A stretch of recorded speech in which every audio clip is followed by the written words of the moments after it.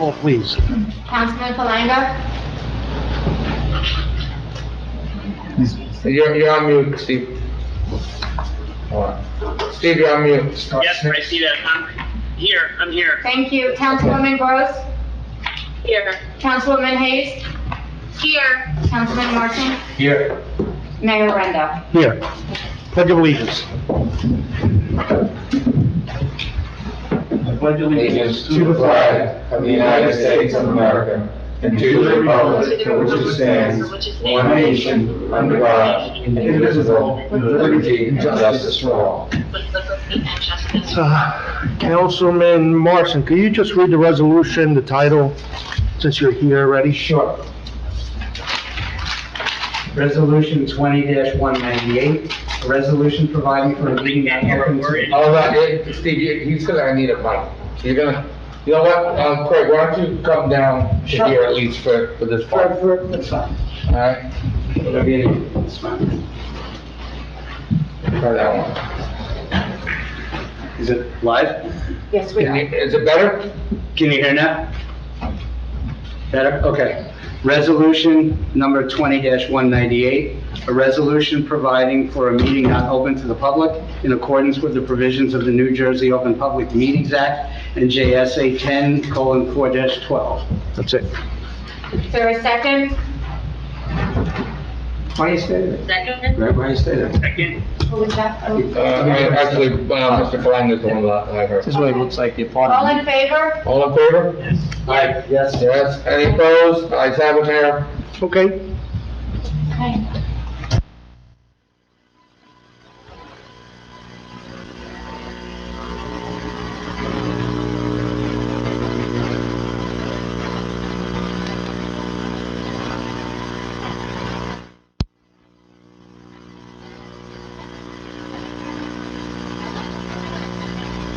Jackie, is that a second? Second. Oh. Second by Ms. Cataletta. Did you find Brian? Brian, I'm waiting for him, he's dialing it. All in favor? All in favor? Yes. Yes. Okay. All right, Mayor, we are in open session, that means we are live on TV. I am showing 64 attendees, via Zoom and Rising. Thank you. Okay, we're going to move on with our agenda.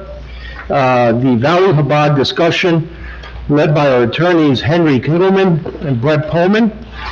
So gentlemen, could you just give the public an update where we are, and we'll move on from there. Yes, Mayor. Thank you. It's all right. Don't bill me for that. Mayor, if I may, I just want to tell the folks that are watching, because it's slightly different than last time. Okay. I'll quick the rundown. Hello, everyone. I see I have about 68 people attending via the Zoom. I just want to give you a quick little synopsis. You're going to see it slightly different than the last time, and that is because we upgraded to what they call a Zoom webinar. And in essence, it's basically as if you were sitting in a auditorium, and the folks that you see right now are the panelists, and who's ever behind my computer screen, right now myself, and later it will be one of the attorneys, and possibly one of the councilmen or the mayor, who's ever sitting on this side of the computer. You could also be following along on cable TV, Optimum Channel 77, and also Fios 37. When we open to the public comment portion, what I need you to do is go to the bottom of the Zoom, and it says raise hand. You will raise your hand, and that's the order I will call everyone. As has been the past practice, is a 3-minute limit. We need to adhere to it because we do anticipate that many of you will want to call in or Zoom in, and at which time I'll remind you then, but we are not going to engage in a back and forth at that time. Any questions or comments will be taken down, and if any answers are needed or will be responded to, they will be done after both the Zoom session and the call-in. There is also a call-in number that we will repeat later when we go to the public comment. So if you're not seeing all of your friends on Zoom, you will not this time. You will only be visible when you're called in after you raise your hand during the public portion. So What this does, though, it keeps the mayor and council, the folks on there. Councilman Singleton, you'll just see his name on there. Councilman Singleton is taking care of a family emergency. He is on the call, but he cannot be on video for said reasons, but he is present and on the call. So, thank you, Mike. Good evening, Woodcliff Lake. Mayor, council, administration, it is an honor and pleasure to be before you here this evening and have had the honor to represent you in this litigation. I appeared before you approximately 3 to 4 weeks ago and reviewed and explained the proposed settlement at that time. I'm not going to go over those details again, as that would be redundant, and we've discussed that. Rather, during the time that has passed since then, this governing body and this municipal administration have been very responsive to the questions and concerns that have been raised by the public, and have passed all of those along to all their professionals, because your leadership wants to ensure that your questions are answered. This certainly has been a passionate and contentious litigation, which many people have a vested interest in. And there have been many questions raised, not only over the course of the past few years, but over the past few weeks. And a number of them, there were a number of questions that were raised by many people that I'm going to try to address at this point in order to provide a level of comfort and let you in answers to those residents.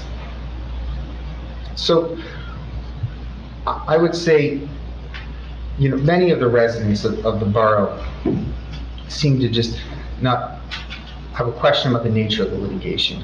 And so to answer the most general question, yes, houses of worship are different than other applications. And the standards by which they're reviewed and the criteria that are applicable to them are different than other applications. And so we have to be cognizant of that, not only when we're reviewing them, but when we're engaging in this settlement process, in our litigation process. In looking at that, the most obvious and the most asked question that has been raised by the residents of this borough has been the issue of square footage. Now, when I appeared before this body in this town a few weeks ago, I had stated that I believed square footage was a red herring. It was a red herring for a number of reasons. One of those is the particular design and the character of that lot and how it lies down, and how a building would appear on that property different than it would appear on other properties. But square footage has recently been raised with respect to floor to area ratio, or FAR. Now, the floor to area ratio is an idea in zoning and planning that has been around for, at this point, probably 100 years. It's actually evolved quite a bit over time. The floor to area ratio actually began as an idea in cities as to how do you control the size of buildings compared to the street, instead of having large skyscrapers. And at that time, skyscrapers were much smaller than I would call them now, but large buildings that would be over a small street. And the thought was to limit total volume. And initially, floor to area ratio was something that was actually confined really to just commercial non-residential uses. And the reason was because floor to area ratio as a criteria takes away many of the other characteristics and other criteria that are very important in residential planning, which are setback, which are building height, which are building design. And it wasn't until probably the late 80s, the 90s, in which there became a concern about the idea of McMansions, that you started to see the expansion of the floor to area ratio into suburban planning and zoning. And so, even when floor area ratio came in to our suburban planning and zoning areas, it was never true floor area ratio, because if you adopted that, you'd actually be giving up your setbacks, you'd be giving up your building height, and you'd say, build a building that meets this percentage criteria. And that's something that no municipality, particularly Woodcliff Lake, would ever want. And so we have to ask ourselves, well, what was the purpose of this? Why are we so concerned about floor area ratio? Well, the purpose of that is to control total volume, to limit occupancy, because limiting occupancy limits intensity of use. And intensity of use is what has the greatest impact on the local neighbors as well as the community at large. In this particular instance, here, with this matter, with Valley Habon and Woodcliff Lake, intensity of use has been addressed in other areas, because the borough and the congregation have agreed on an occupancy limit. And they've agreed on an occupancy limit that is appropriate for the parking that they have, so that there is not off-site parking issues. Now, there's the complete possibility that Valley Habad could have designed a building that would have provided for a greater occupancy than what they've agreed to here. And in fact, the idea of the square footage is saying it's a giant building. Well, it's not a building that's going to be filled to its capacity, because the congregation has agreed that they're going to limit their capacity and thus their impact and their intensity of use to 225. And they've done that because they have a sufficient amount of parking on site for that.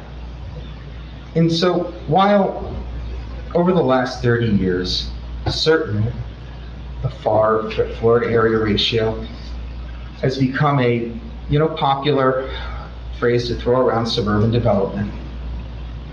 In this particular instance, its goal has actually been achieved better than it would have through using that criteria. Because the overall goal of that number, of that analysis, is to limit impact and to limit occupancy. And here the town and the congregation have done that through negotiation and achieved a result that ensures that the impact on the local neighborhood as well as the community at large is negligible. Another issue that's come up was that of precedent. Precedent's a word that gets thrown out a lot, like principle. And what I can tell you is that a settlement has no precedent. It has no legal precedent. Far less than a zoning board of adjustment or a planning board granting variances. And in fact, I can tell you anecdotally from having represented municipalities throughout the state of New Jersey in these type of matters, that there is no rush of houses of worship or other entities to move into a community that has resolved and favorably settled in our local plan. And so the idea that there's going to be some change to the character of community is just wrong. Allowing Valley Habad, who has been a member of this community for almost 2 decades, actually over 2 decades at this point, to enter into this settlement with the borough has no impact on the borough going forward. Will not change the character of the community. It would not serve as a basis for any other applicant, residential, commercial, or nonprofit, to come into your community and make demands with respect to land use.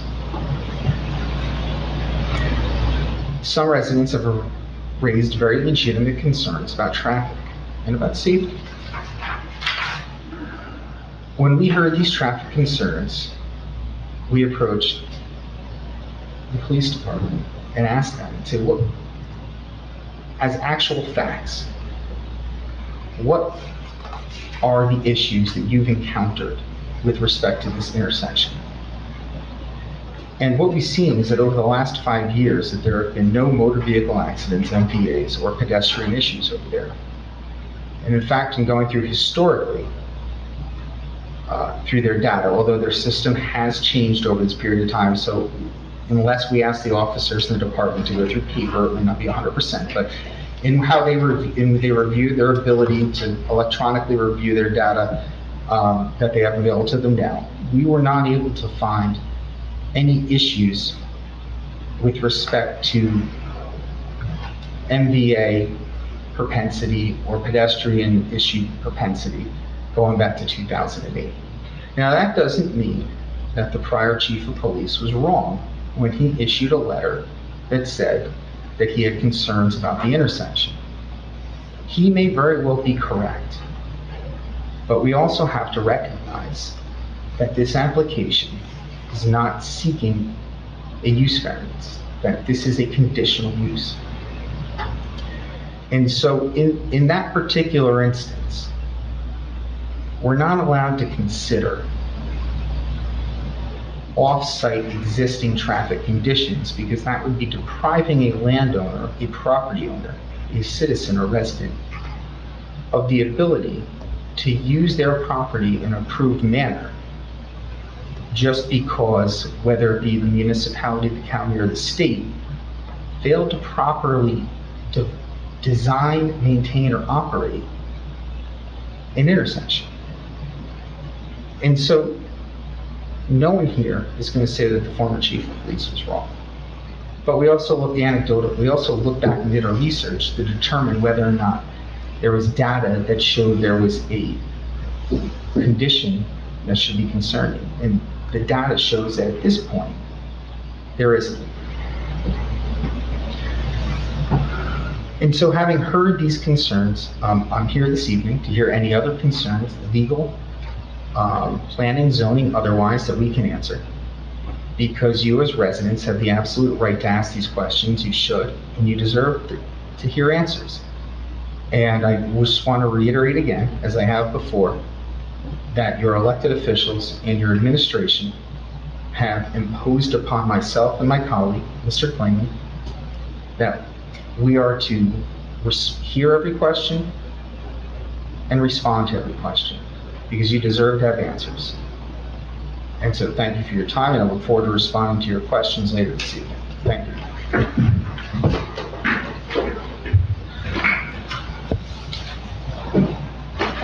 Now, Mayor, because they're having a hard time hearing you all introduced.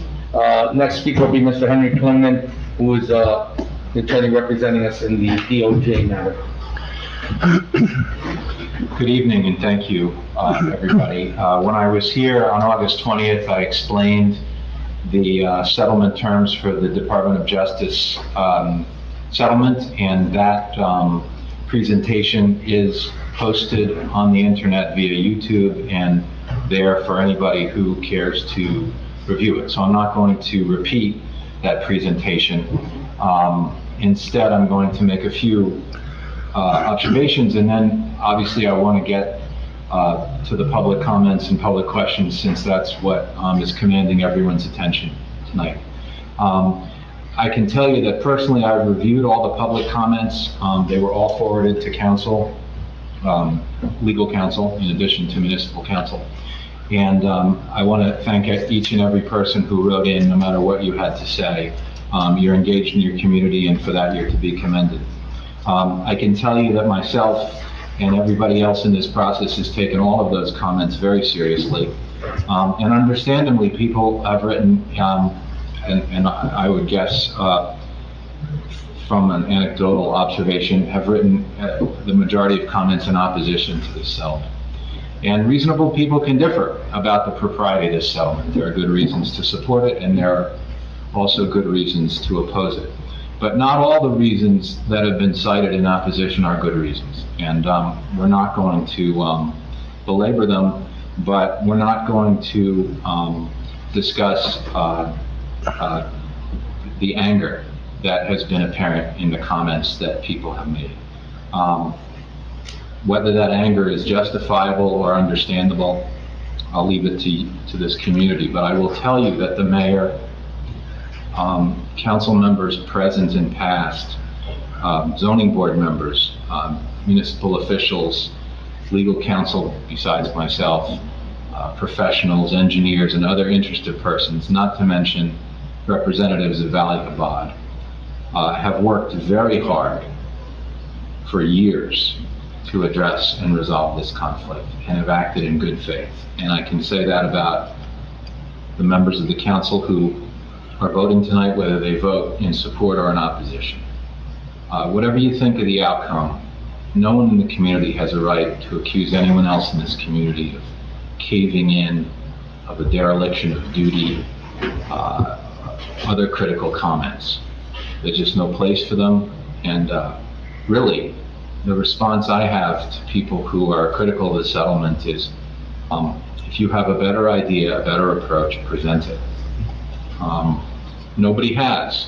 The alternative to this settlement is litigation, and that may be a very valid and appropriate and perhaps the better course here, but that is the alternative.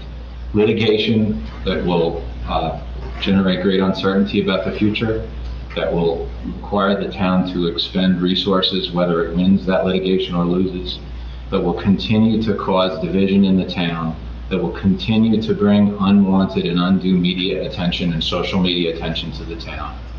And the choice that the council members are making tonight is whether to put an end to all that and support a settlement that results in a compromise. And we can talk about the aspects of the compromise, but that's in fact what has occurred here. So I want to open this to public comment shortly, but I want to address one specific criticism that has been leveled against the settlement. And it's language that appears in many of the emails, and it's obvious that people have been talking among themselves and promoting this concept. And that is that accepting the settlement will change the character of this town. I don't live here. I have a personal connection to Woodcliff Lake. I've been here many times. I've been here many times over the last 2 decades. But it's not my town. It's not for me to say what the character of the town is. It's for you all to do that. But I want you to take a step back, to take a deep breath, and look what is actually happening here. This is a civil litigation pending in United States District Court. It's being settled. There are thousands of cases being litigated in federal court, and almost all of them get settled.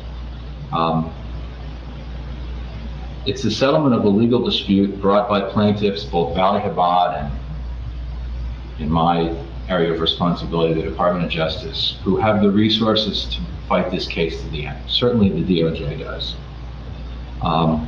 Yes, it may result in a property owner, a religious organization, building a structure larger than the zoning rules ordinarily permit.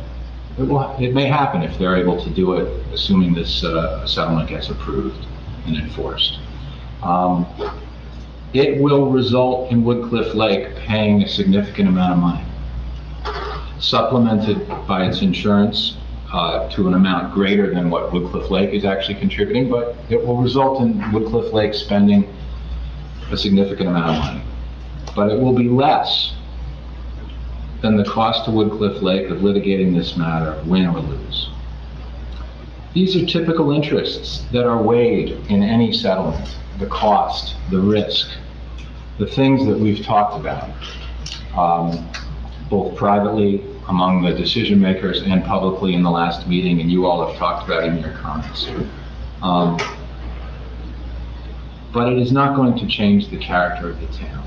I drove through the town on my way here to the municipal complex. I looked at the houses, I looked at the busy streets, I looked at the commercial areas, and this structure, assuming it's built, is not going to change the character of the town. It's not going to set a precedent for future development. It's not going to result in a change in the population, all the parade of horribles that people have written in about. It's going to result in a house of worship being expanded and developed to continue to serve this community as Valley Chabad has for the last 20 years. And I'll leave it to the rest of you to decide if this settlement's a good thing or a bad thing, but it may very well end the rancor.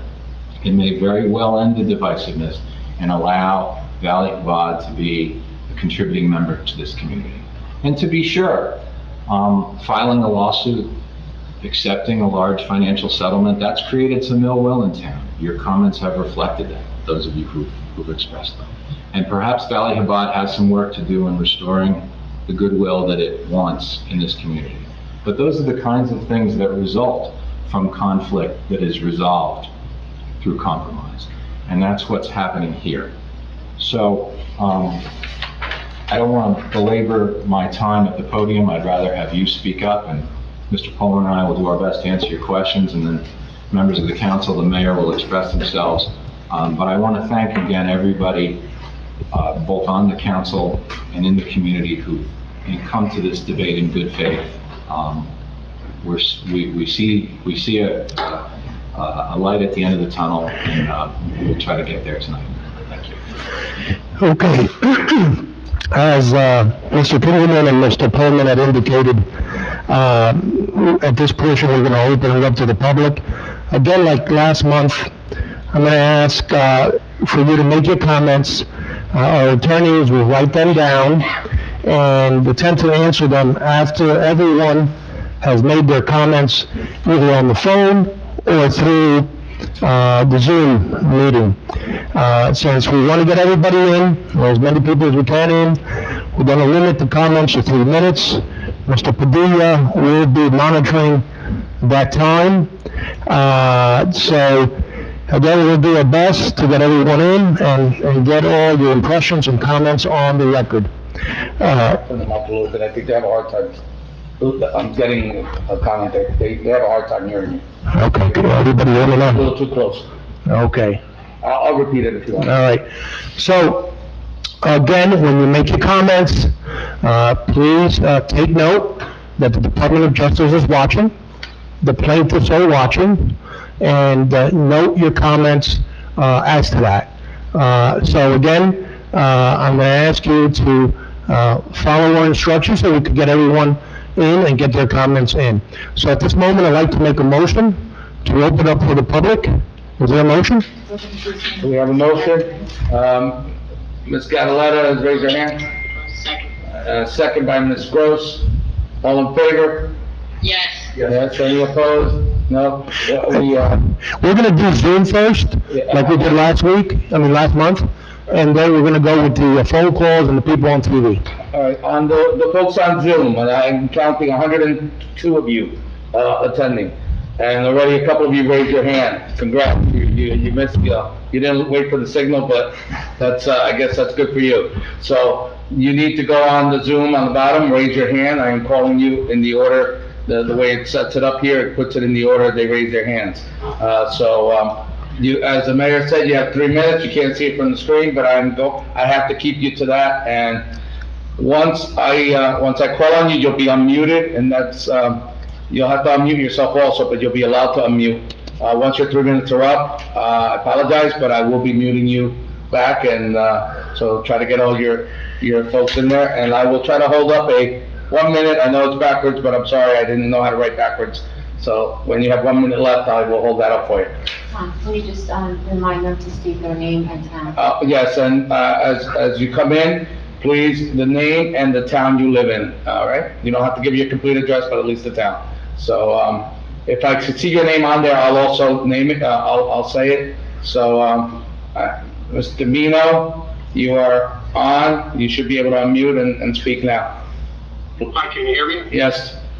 Okay, thank you for letting me come on. I had submitted a letter to the clerk on Friday. Can you just say your name and the town, sir? Because I don't know. Andre Davino with the Flake. Thank you. Go ahead, sir. I had submitted an email to the clerk, which had a question on it, which was not responded to now. So I have just 2 questions. One that was in the email. Number one is if this development is not developed, if this applicant does not develop this, does this settlement, does these variances go with the property, or can it be sold? And I would urge that if that's not in there, that this should not go to any successors or assigns of this property. Second is regarding a question regarding what came up tonight, that Mr. Padilla had mentioned that. Oh, I'm sorry.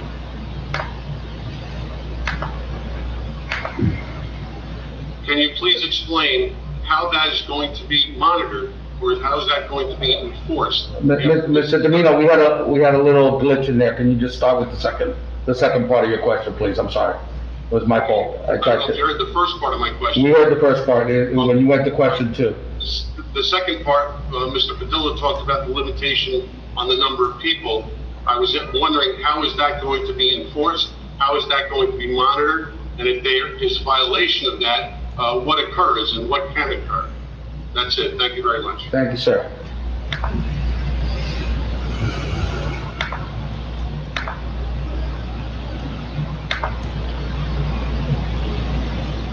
Mr. Nathan, I believe you're up. Please name and town. Hi, Bob Nathan, Woodcliff Lake. I'm hoping everybody can hear me. Yes, we can. Can you hear me? Yes. Yes. Yes, okay, thank you. Yes. My question is, I read somewhere that this plan that we're possibly approving tonight does not have to go before the planning board. So here's my comment, because otherwise normally it would be a comment before the planning board. I read the landscaping plan, and it appears that they're putting bushes along the front edge of the parking lot on the upper level. So between where the curb line is, and where the parking is for Chabad. And there's going to be a row of bushes along the whole row of parking in front of the building. Those bushes that they're planting are only going to be 18 to 24 inches high. So really not high enough to block the parking or any of the cars. My recommendation would be if we could get a row of arborvitaes, which are a good shielding bush or tree, to be planted in the neighborhood of 6 to 8 feet. So immediately, you would not be able to see any of the parking or the cars are parking. You would see a row of bushes. And I think as you drive by Overlook, it would make it appear a much nicer and more pleasant view for that one. So that's just my comment, that I would like that to be incorporated if we can. Thank you, Mr. Nathan. Thank you.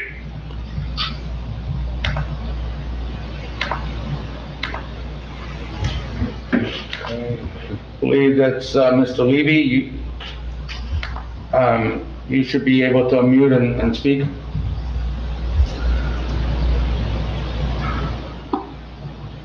Mr. Levy?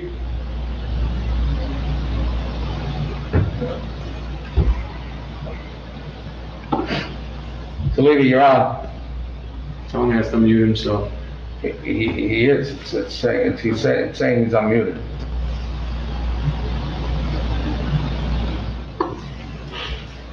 He's very low. You might have to turn up his volume. Okay, Mr. Levy, you need to speak up.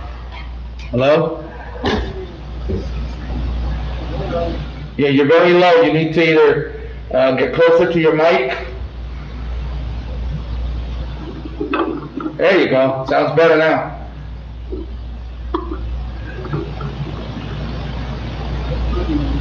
Mr. Levy, I'm gonna ask you to it might be better for you to call in when we do the call-in portion, because I don't know if that's on your end, on our end. The other two came in fine. I think it might be on your end. Give the phone number? Not yet. No, late for later. Yeah, Mr. Levy, I'm gonna ask you when we give out the number later to call in.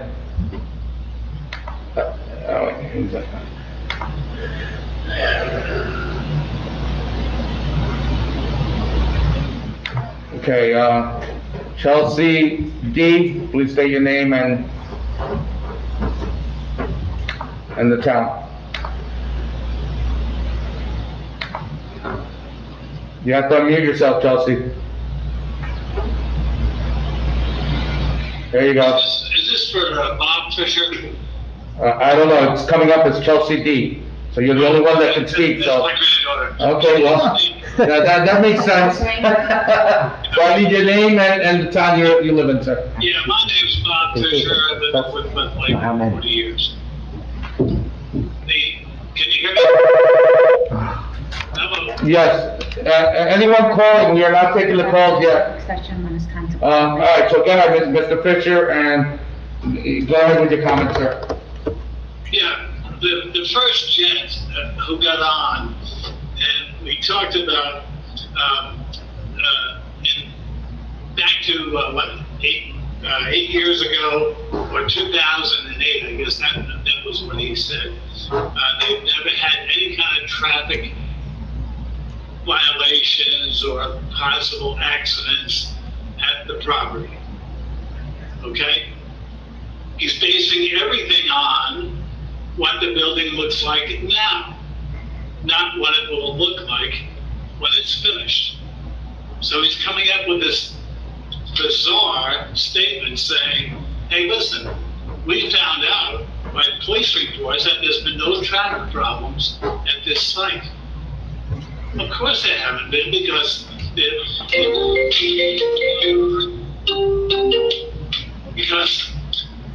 the driveways, exactly, well, they're gonna have two driveways, one adjoining Mill Road Extension that they never had before. And he's equating it to something that was built and is presently the way it looks, as opposed to what it will look like. And he's saying there's not going to be a traffic problem. That is the most ridiculous statement in the world. Saying the building is a 2,000 square foot building being replaced by a 20,000 square foot building with two driveways, not one. And he's saying, well, we've never had a problem with the traffic before. Why should we have it in the future? Well, it's not the same building. That's why it's going to be a problem. I've said my piece. Thank you. Thank you, sir.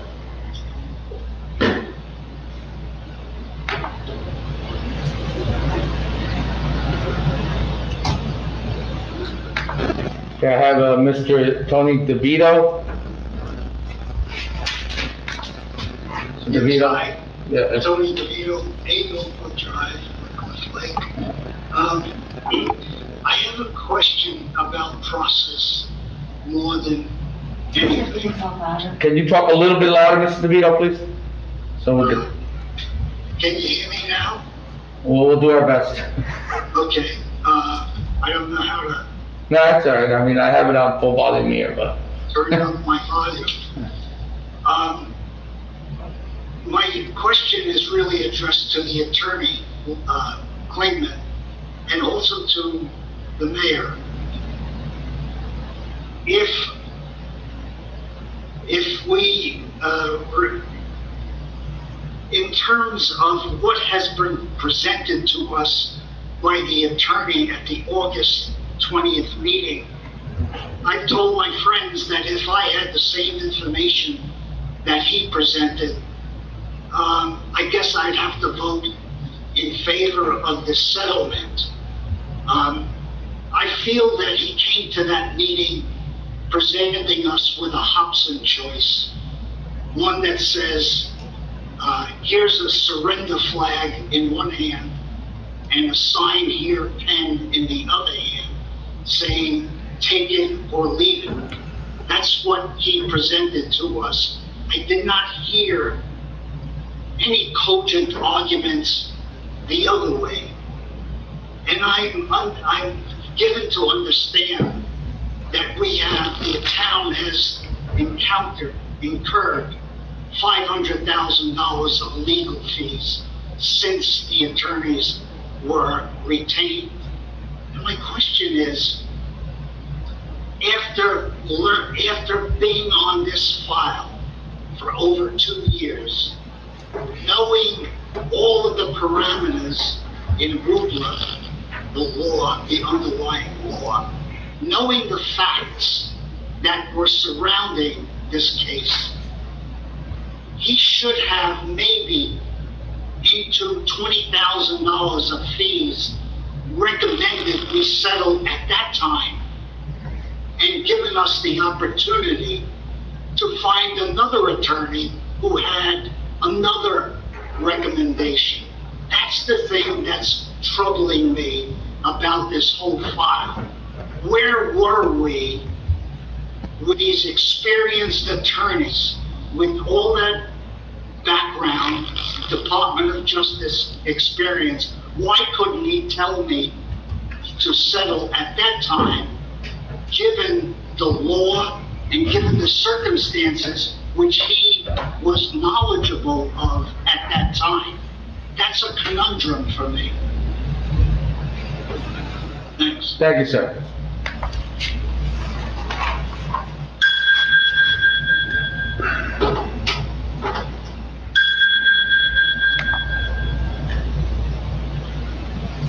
Mr. Mazaway, you could just, say your name the right way. I have a feeling I did not in the town you're with. Mr. Padilla, good evening, council members, mayor, councils, legal counsels for our town. Richard Mazaway, Woodcliff Lake, New Jersey, 37 years resident in Woodcliff Lake. Raised my family here, my children went to the schools here. Let me just say that the Religious Land Use and Institutional Persons Act is a statute that appears to have the ability to subordinate state law, namely our model land use law, Title NJSA 40:55D. We all know that this largesse, this proposed development, seeks to build approximately a 20,000 square foot building on 1.72 acres. Now, in the complaint before the United States District Court for the District of New Jersey, Newark, the Valley Chabad is saying that our municipal government and our land use subdivisions, planning, zoning, etc., have violated their free exercise. And then I heard counsel for our town tell us that they've been here for over 2 decades. The plaintiffs have been here for over 2 decades and have been a member of this community, and they want to grow and develop with this community. When they tried to go to the Galaxy properties back in 2008, they were offered a land transfer to Westwood to build a very large facility and blend into the entire Pascack Valley.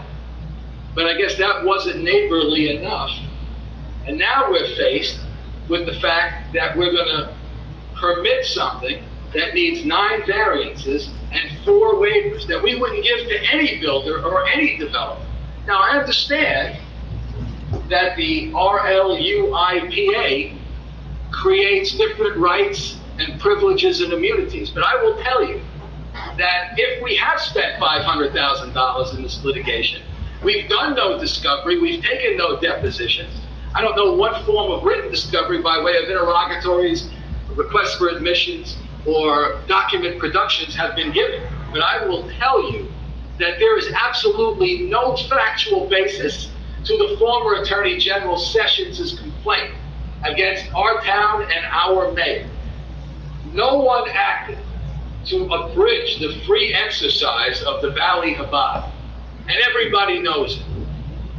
100 Overlook Drive has been the pretext for decades to grow and expand, and nothing in this settlement prevents any further land aggrandizement and further growth and development. So if we want to talk about traffic, we want to talk about safety, we want to talk about any geotechnical studies that have been done by way of stormwater. This property abuts the Garden State Parkway NJ Turnpike Authority.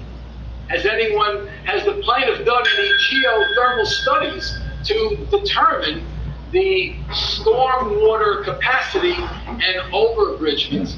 Mr. Mazaway, you hit your 3 minutes, sir. I will just say in closing, each and every council member in search of their conscience, I will tell you, as a litigator, I don't like litigating, I love settlements, but I will tell you, vote no, move on, and put the plaintiff to its proofs. It has no case. Thank you, Mr. Mazaway.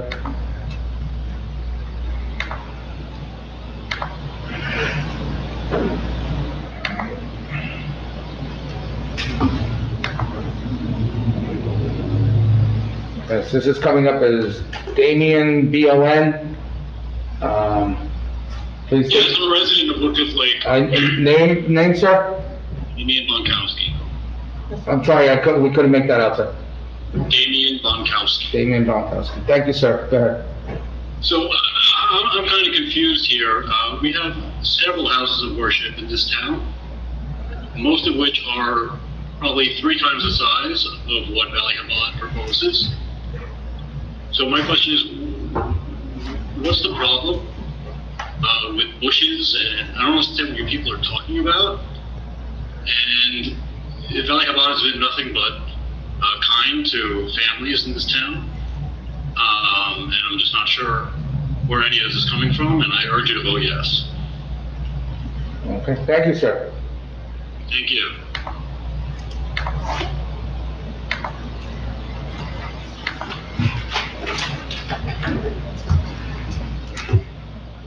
Ms. Green, you should be able to unmute now. Yes, I think I'm unmuted. Yes, ma'am. I can see it's Roberta Green, but I need you to say it, and Yes. we know you live here. 60 Spring House Road, so I have to hit unmute, okay. Yeah, you're good. We can hear you. You have 3 minutes. I Go just ahead. want to say, this is such an inadequate venue. I am watching, I'm on Zoom, as you know, I'm watching you on a 12-inch screen, and I'm looking at somebody named Steve, somebody named Evan and so. Actually, you're looking at our council I people? hardly hear you. You come in, you come out, and you're really not responding to questions. I guess maybe you don't want to, whatever. Inadequate venue, and what is the hurry to do this vote? I think it should be tabled until we can have a town meeting. We could go to Tice Corner, to Tice at the senior center.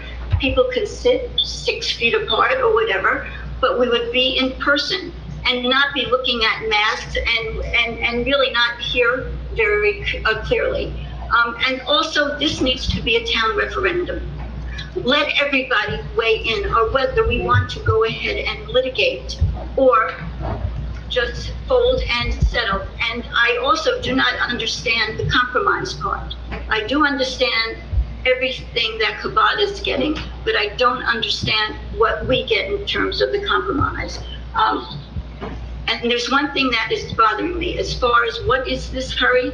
I was told by 2 council members that the reason for the hurry is that $600,000, right, $900,000 will be given to us by the insurance company.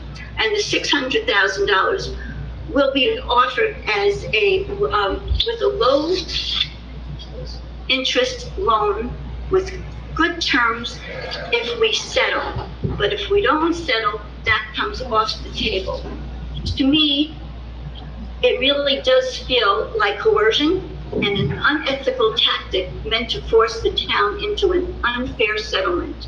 I want the town to vote on this, and not just, I know you people have been voted into your positions, but not on this issue.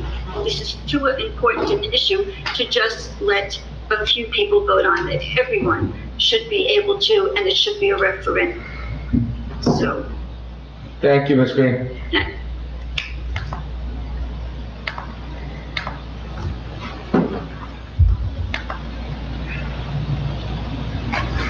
Okay, it's just coming up as sour or Saur? Sour. Okay, your full name and the town you live in, sir? Or? Stephen Sour. Yes, sir. Woodcliff Lake. Go ahead. Just a couple of questions and one comment. In terms of I heard, in terms of the occupancy, a limit of 225 occupancy, and I was just wondering why that requires a 20,000 square foot building for that level of occupancy. The other question I had was, why is the town responsible for all remediation efforts on this property throughout this, this whole time?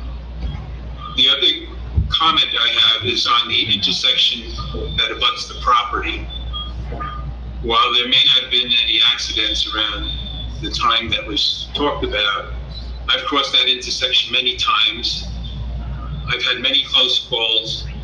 And I've also seen other cars have many close calls at the intersection because the visibility coming off Woodcliff Avenue is limited with the current traffic situation. So just something, that to me, it would require a traffic light if there was a significant increase in traffic in that area, which would be paid for, I'm presuming, by the town again. What?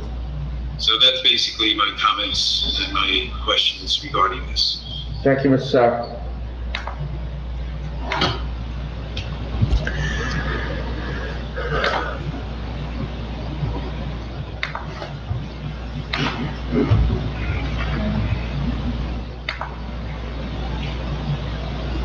Ms. Offer, you should be able to unmute.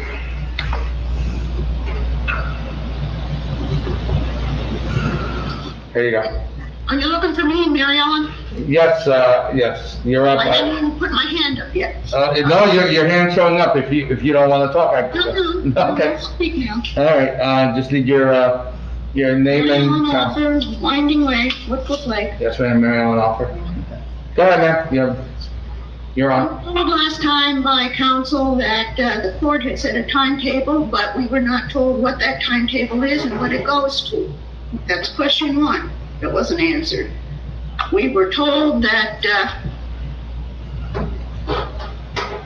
we were given somewhat of a song and dance. They gave an excellent presentation. I understand what they did, and they did it very well. Problem is, we need to have the opportunity, as whoever just said it, a referendum on something so significant for the town. And it's not the presence of the Chabad. They've been here. But to make such a major settlement that does concern us and will for the future. This is not a town synagogue. This is a regional center. They've been saying that for decades. That does take on a different coloration. The fact that you reference that there would be non-residents that would be speaking, that belies that this is a town matter. So I have those concerns, but it all really goes to what is the urgency? Why are you even ignoring the municipal association's caution and its strong recommendation to avoid major issues during the pandemic and the restrictions? I haven't heard any justification for rushing this through. And the fact that the money that would be lying somehow might be pulled away is irrelevant. That should not control. It's the tail wagging the dog. The case has been around for 6 years. What is the urgency? Why can't we meet and have denied de facto having the town hall meetings? It's very distressing. And who negotiated for us? Why do we not require the withdrawal of the Department of Justice lawsuit? That's unnecessary to have that. We should continue at least until we can get rid of that. I think that on. Thank you, ma'am. Thank you.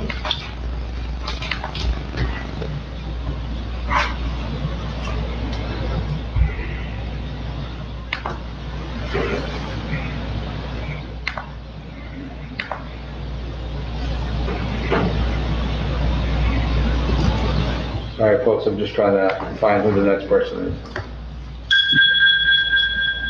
It says Robert Wolpow? It's Dawn Lazarus, actually. Okay, I live at 75 Mill Road Extension. okay, I'm sorry. A few questions. One is there anything in the agreement that explicitly states that there will be no... Oh, sorry. Oh. I have to take that away. Ma'am? Can you hear me now? Yes, no, that was, I was trying to mute someone else who was on.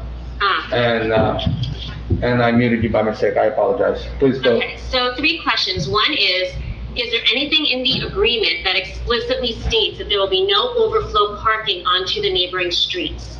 I live on Mill Road Extension. That's number 1.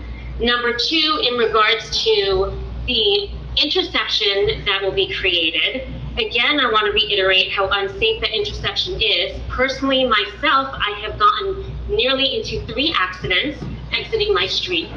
So while they didn't actually occur, because thankfully we were able to avoid it at the last second, it is a very dangerous intersection as it is. And that's not even adding on the fact that this exit from the Chabad will essentially be right across the Mill Road Extension. That's number 2.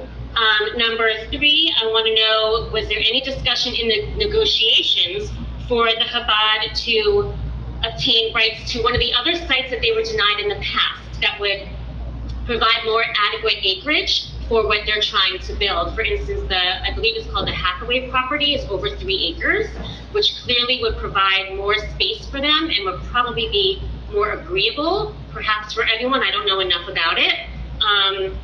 Versus the 1 point, I think it's 2.7 that they're on now. I mean, my property's larger and they're going to build a structure 4 times the size of my house. So I want to know if there was any discussion as to relooking at the other 2 sites to see if that would be a more agreeable site with everybody that can be brought into play.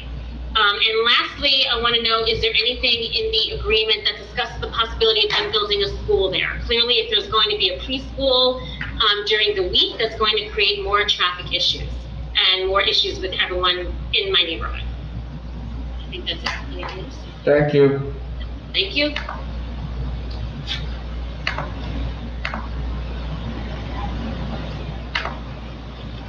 Mr. Levin or Miss Levin, you're on. Jeffrey Levin, Woodcliff Lake. According to the court docket and our past presentation, there have been extensive settlement discussions in court chambers for the past 7 months. I wonder if the attorneys could provide us some comments or their insights on what Federal Magistrate Judge Dixon had to say concerning this litigation to induce the parties to proceed with settlement negotiations and reach this settlement. Thank you. Thank you, Mr. Levin.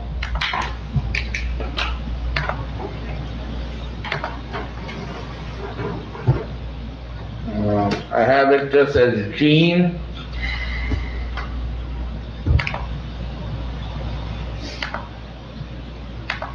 Jean, you should be able to unmute. Hello? Gene Quigley? There you go. Yes, can you hear me? Yes, can you just repeat your name and the town that you're in? Certainly. Yep, I'm Gene Quigley, 3 Colonial Court, Woodcliff Lake. I've been a resident here for more than I'd like to remember, over 50 years. So I've been involved with the residents of this town in respect to the proposed development overlooked by the Valley Chabad. This was announced, the settlement was announced concerning this development. It was to be discussed by the mayor and council back in August. Many residents were unaware of the details of the proposed agreement at that time. So the details were presented at the meeting and a vote was planned to be taken tonight.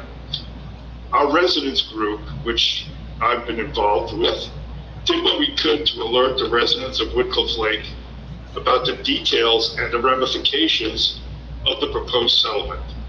As a result, approximately 500 residents, well, 483 to be exact, signed a petition objecting to the terms of this agreement. Okay, so about 500 signed a petition objecting to this agreement. I made a request to Oprah for the email supporting a vote of yes to this proposal, and there were approximately 103 in total, of which only 48 were Woodcliff Lake residents. The others were from towns as dispersed as Totowa, Bloomfield, Chestnut Ridge, Washington Township, Rivervale, and Montvale. Of course, none of these well-meaning folks pay taxes in Woodcliff Lake. So we are looking at a comparison of 48 in support and 483 against a yes vote for this proposal. So I know that statistics are sometimes like a drunk leaning on a lamppost, more for support than illumination. So therefore, in light of the for and against numbers, 48 for to 483 against, I am proposing that you, the council members, and the mayor either table this vote until such time as the residents can properly make themselves heard when a safe and open hearing can be held, or vote no to this settlement and continue negotiating. We're not saying no to anything at Valley Chabad, despite some of the, the implications. We're just saying we want a better negotiation. Just negotiation is almost ludicrous. I understand in the background there's some heavy political muscle being leaned on everybody involved in Wycliffe Lake, and I appreciate that. But we're looking for a balanced and fair agreement that can be reached, not one that contains a penalty fee.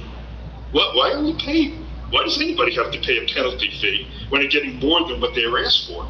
And one that allows the Valley Chabad to expand in a reasonable manner, reasonable, with less than 20,000 square feet. So just to repeat, do the right thing. Thank you, sir. No penalty fee of 1.5. Thank you, sir. Your 3 minutes. Thank you. Okay, all right.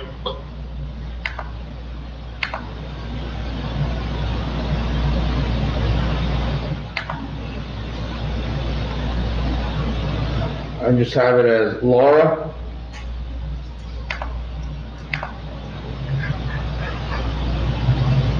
Laura, you should be able to talk, and we need your name and town. Hi, can you hear me? Yes. Hi, this is Laura Alvarez with the Lake. I'm Ms. Alvarez. I just wanted to give my opinion that I think this is the worst deal imaginable for our town. I'd like to know who went to Newark to negotiate this on our behalf. Were all of the council members present?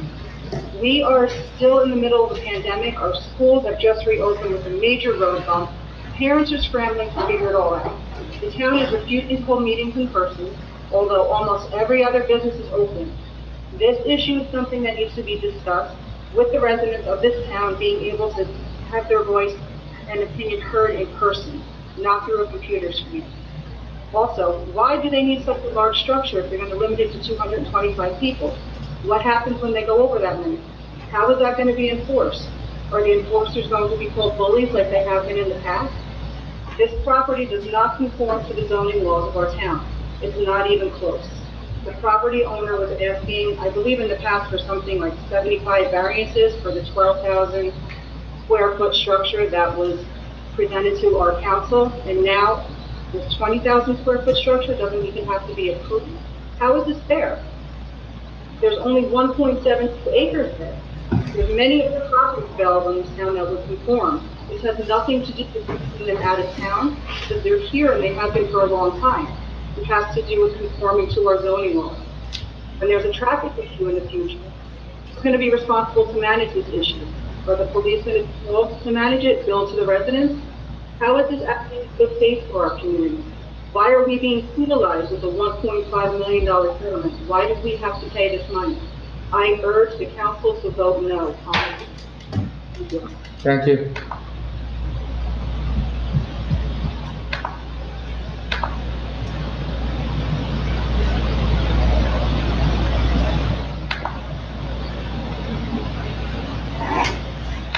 Mr. Snow, you should be able to unmute. Hi, can you hear me? Yes, sir. Please state your name and the town. Yeah, sure. Richard Schnall, Woodford Lake.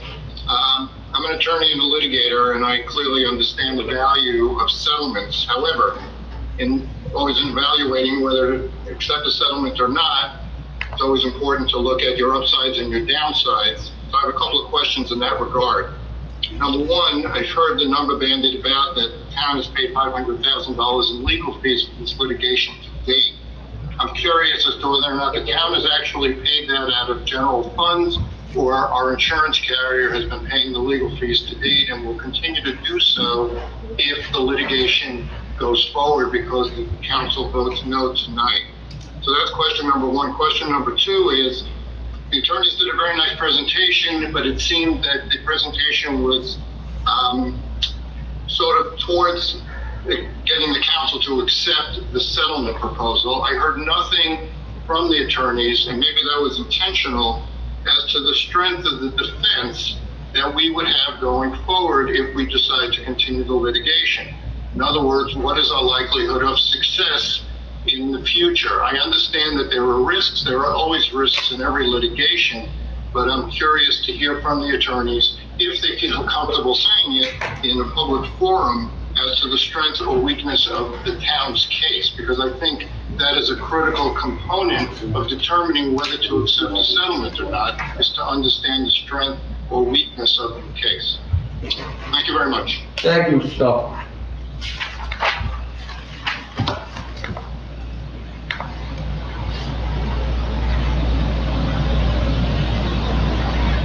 Okay, I have it as Diane. You should be able to unmute Diane, and you can say your name and town. Can you hear me? This is Diane Audino, Woodford. Can you hear me? Yes, ma'am. So first I want to state, like I stated last time, that we are not in a position to the expansion of 100 Overlook. We're just simply demanding a reasonable structure in the settlement, and one that does not require that cash payout. We just think that the proposal for this huge Frank House building on a lot that is too small to accommodate will have a huge negative effect on traffic safety, noise, lighting, and aesthetics. And we don't understand why it's 12,500 square feet, that was the application amount back in 4 years ago. That was sufficient for valid cause needs. Why is it now 60% larger? We heard Gene Quigley talk about all of the petitions that we got the signatures, 483, which is 10 times the amount of people that are in support of this settlement. I don't understand why the town, the mayor and council does not use this huge public outrage as a reason to go back to the table and to renegotiate. I also don't understand why we keep hearing from the attorneys that it is either settled or go to trial. Surely there is a lot of space in between to resettle at any time, to settle any time at any terms, and I demand that the council do this. I wanted to just make a comment about the bushes or the trees that are going in front of that whole row of parking spaces on Overlook. Bob Nathan talked about how the bushes would be too low. I agree. My husband is a landscaper, and he says nothing will grow in that 2.5 feet of earth there, particularly because after your first snowfall with the snowplow coming through with her soul truck is going to kill any kind of trees or bushes. So I think we're all fooling ourselves to think that there's going to be this nice buffer there of trees or bushes. That's not going to happen. I also want to make sure that the settlement agreement does have some enforcement procedures in there or fines should the Valley of God not comply with the occupancy limits as well as the parking, that there's no parking on the side street. I'd like to know how that's going to be reflected in the settlement agreement. And I am urging the mayor and council to vote no tonight. I like many other residents here in Thompson, are very, very concerned that if we settle with the current terms, it's going to paint the full impression that what looks like it's anti-Semitic, and by doing so, you tarnish the reputation of every resident in this town. And so I thank you for listening again. I am not opposed to you or a lot of my people that I've been talking to for any kind of improvement. We understand, but it's got to be reasonable. Thank you. Thank you, ma'am.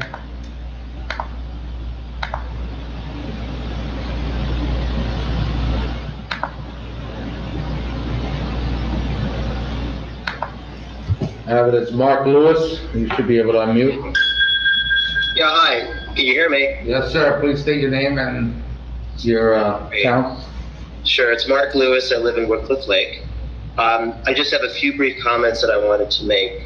First, I just want to thank the mayor and the council for their service, because I think what's lost on everybody sometimes is that all of you are volunteers, and very few people step up and give up their personal time to do what you do. So I very much appreciate that.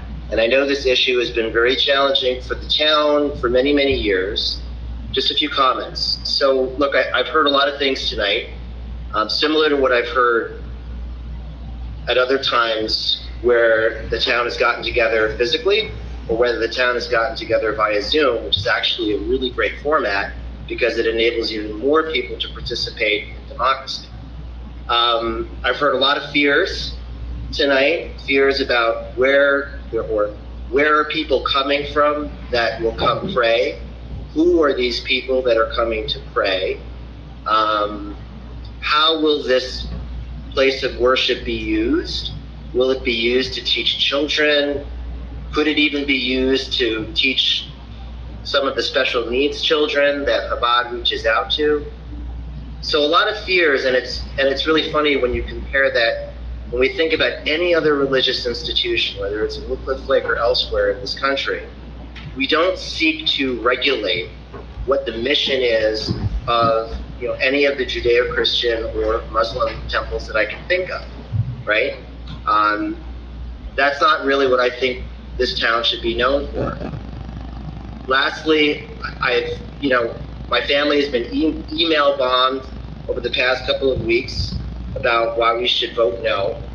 I think it's great that people have responded positively and negatively, but remember, the town has about 5,800 people in it, so the fact that 483 people wrote in saying no, it's about 8%. So the last thing I'll say is please vote your conscience. Vote for supporting religious freedom and vote for supporting a group that does a lot of good. At the end of the day, vote with your conscience, and thanks so much for all of your service. Appreciate it. Thank you, Mr. Lewis.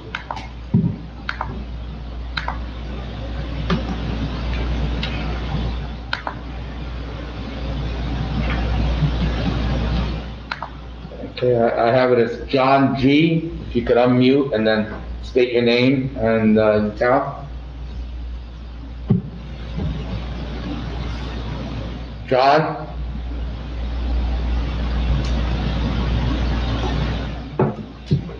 You're unmuted, you should be able to speak.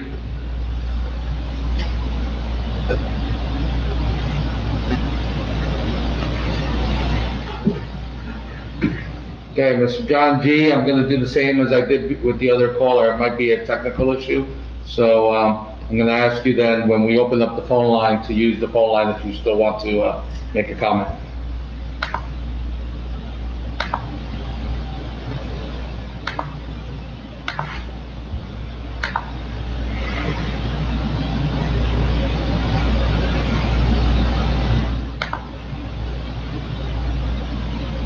Deborah Kazaz, unmuting, you should be able to, are you on? Yeah. Yeah, if you could just state your name and the town, and then you'll give your comments. My name is Deborah Kazaz. I live in Wycliffe Lake. Many of the people have not looked at the plans. They've just read a lot of the literature in the newspaper, which is incorrect.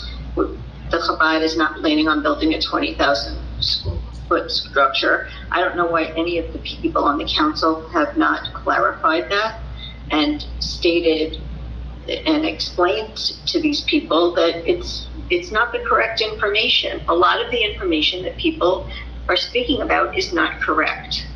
And not only about the size of the building. Since I moved to town over 20 years ago, Chabad has been here. I've been very active.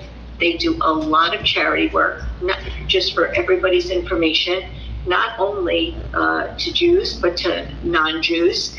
And it's primarily outreach. Yes, we do observe, just like the Christians and the Muslims, and we do pray. I had a neighbor say to me the other day, what do you need 20,000 square feet to pray? Well, you know what? Why don't you look at the plans?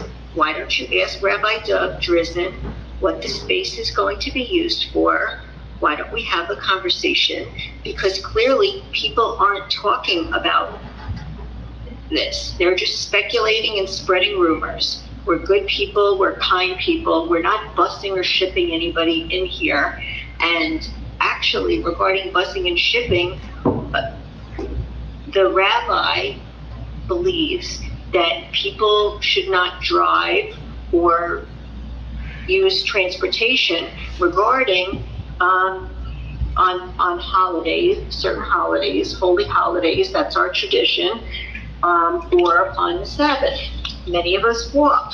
So this big concern about the parking situation, people are not getting the right idea.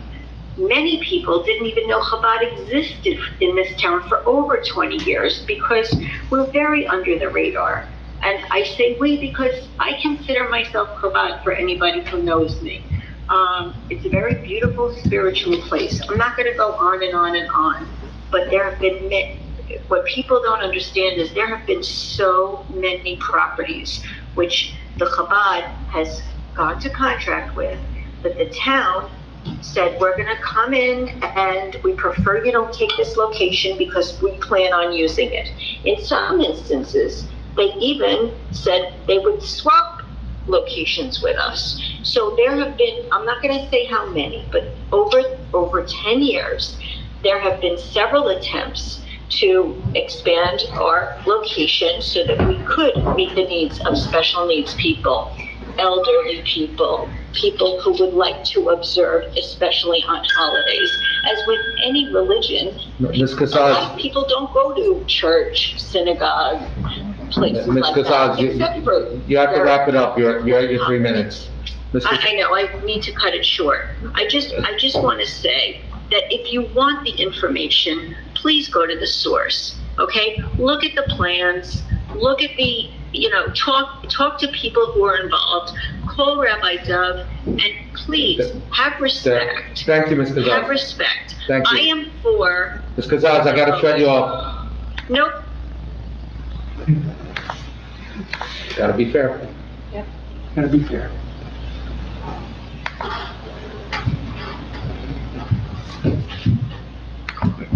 Ms. Casper, you should be able to unmute. Yeah, hi there. I'm Lori Casper, Wycliffe Lake. I actually have there's a very, very simple question. There's a lot of conversation back and forth and repeated conversation. Here's my question. Why is the town not willing to settle with Valley Chabad by giving them one of those original properties that they wanted? Galaxy Gardens, Hathaway property, that has been presented, and then it was just, I'm just still trying to figure out why, there's all this conversation about the structure and people are so up in arms. Well, there's such an easy solution. They wanted some of these other properties that would have worked beautifully. The town bought these properties, did not allow them to buy it, so the town bought it. That would be a great settlement. How come that's not being addressed? That's my question. Thank you, ma'am.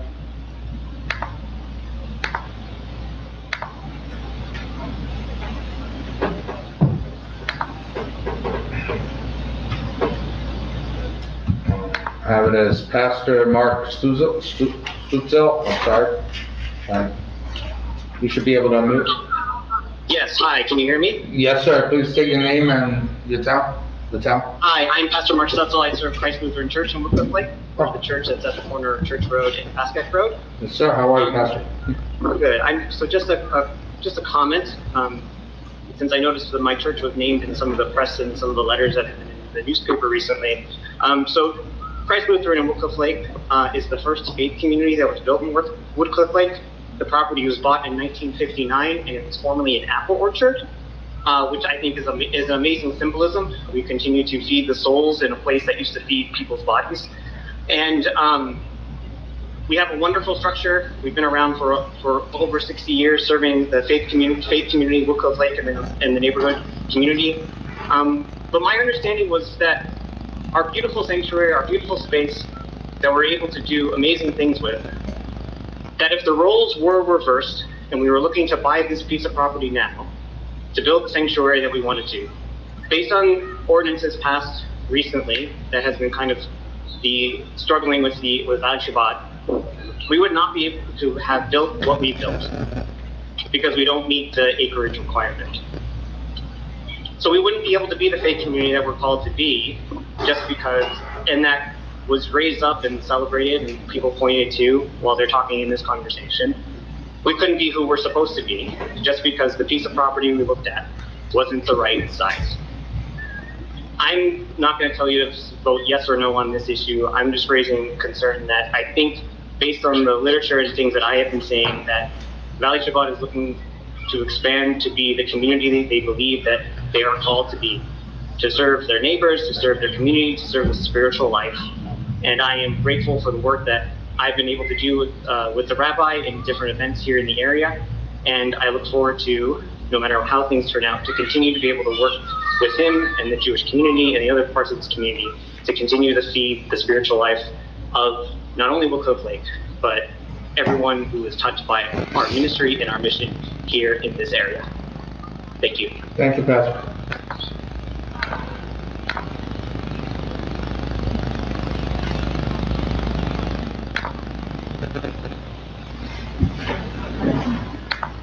So I have it as Anthony B. Sales. I'm not sure if that's right. Should be able to unmute.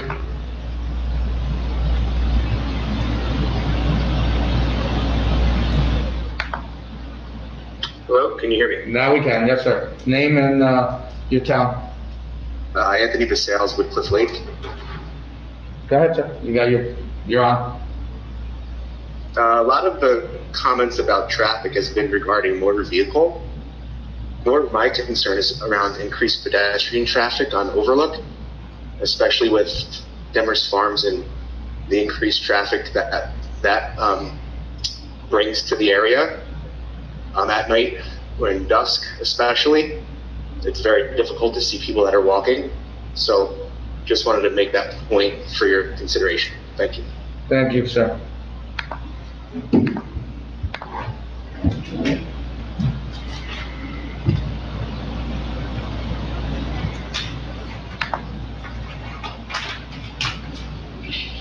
Yes, Mr. John Gruss? Yep. Yeah, John Gruss, Woodcliff Lake. Yes, sir. Well, I just have a couple of points. One of them is I know that there was no accidents going back to 2008, but my question is, what will the additional maximum capacity of 225 people do to the traffic in the area? How was this addressed? What traffic statistics were studied on Overlook Road at this time? And how will the maximum attendance of 225 affect this traffic going forward? So that was one of my concerns.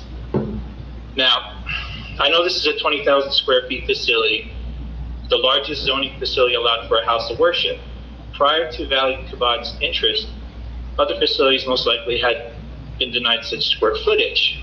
So I feel this may raise issues wherein applicants may feel prejudiced by this allowance since they could not. This would give rise to more issues in the future, increased litigation, and by allowing such large square footage, sets a precedence for others to pursue lawsuits against Woodcliff Lake. How will this settlement affect Woodcliff Lake residents in terms of taxation? What would the burden be to the residents? That's it. That's it. Okay, sir. Thank you.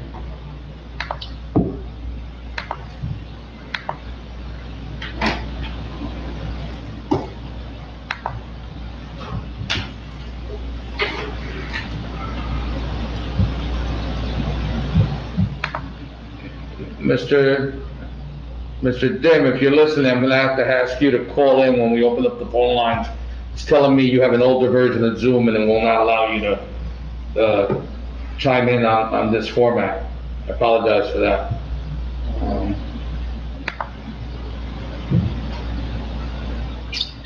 Miss Taryn Chernin? Hi, my name is Kara Chernin, actually. All Daughter of Taryn Chernin. I am 27 years old. I grew up in Woodcliff Lake, New Jersey. And I just want to say that I have been very proud to grow up in Woodcliff Lake, New Jersey, to be my hometown. I went to Dorchester, Woodcliff Middle School, Pascack Hills High School. And I always tell everybody how proud I am of my upbringing in Woodcliff Lake, New Jersey. But I have to say how disappointed I am to hear this conversation, because this is a town that I would have always considered as welcoming and a diverse community, and is the absolute unfortunate opposite that I am listening to right now. And so I urge you, please, to vote in favor of Valley Chabad, because if we can't accept one group of people, how do you expect your children and everyone else that you're raising in this town to ever accept anyone else? So please, I urge you to vote in favor of Valley Chabad, and thank you for taking the time out of your personal and business time to sit on this committee. Thank you.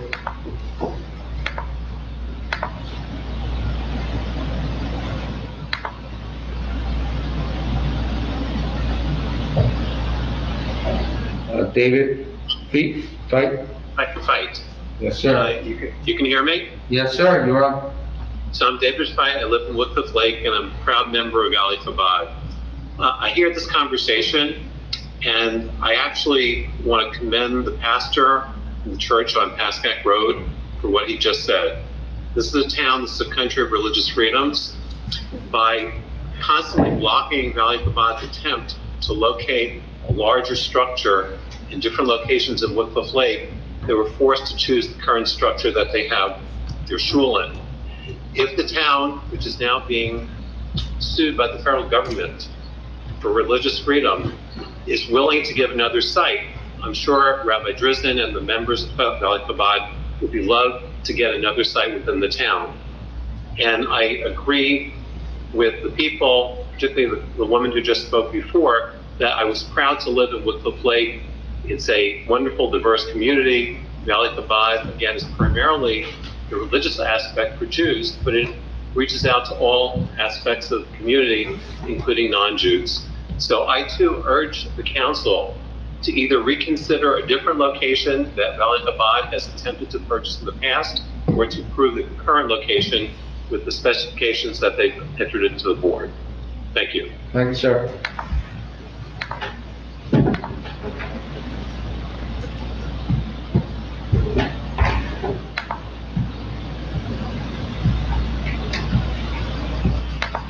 Shelley Klein?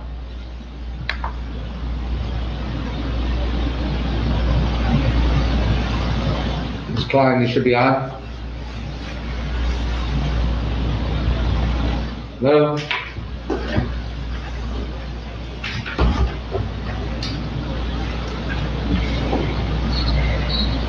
Hi, Hi. my name is Shelley Kahn, There you go. and I'd like to encourage the council to vote yes for Valley Chabad. Can you just say what town you live in, Shelley? Jewish Shelley, what- families like myself in town opportunities to pray and to be part of a community. Valley Chabad enhances our community. It serves as an asset and a positive contributor to Woodcliff Lake. I think it is seen in this way by people that go there and by people that receive services. So I thank the council and the mayor and encourage you to vote yes. Thank you.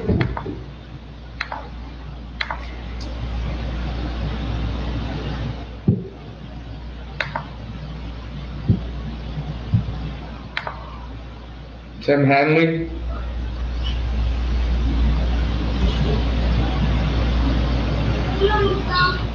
Yes, thank you. Tim Hanley, resident of Woodcliff Lake. Go ahead. Just a couple notes, the first it would just be a question to, I guess, Mr. Padilla. Will the questions being asked during this session actually be addressed at some point? Actually, the mayor explained that at the beginning. At the end of all the comments, whatever can be answered will be answered, and most likely by one of our two attorneys. Could a resident utilize their 3 minutes to ask a question and expect an answer during their allotted time? No, sir, we explained that, and now you've used it twice. Thank you.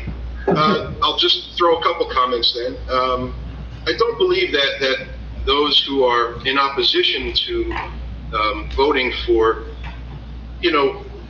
the acceptance of this agreement, it's really, there's nothing in question here, certainly not in my own heart, and many who I've discussed this with as other residents in town.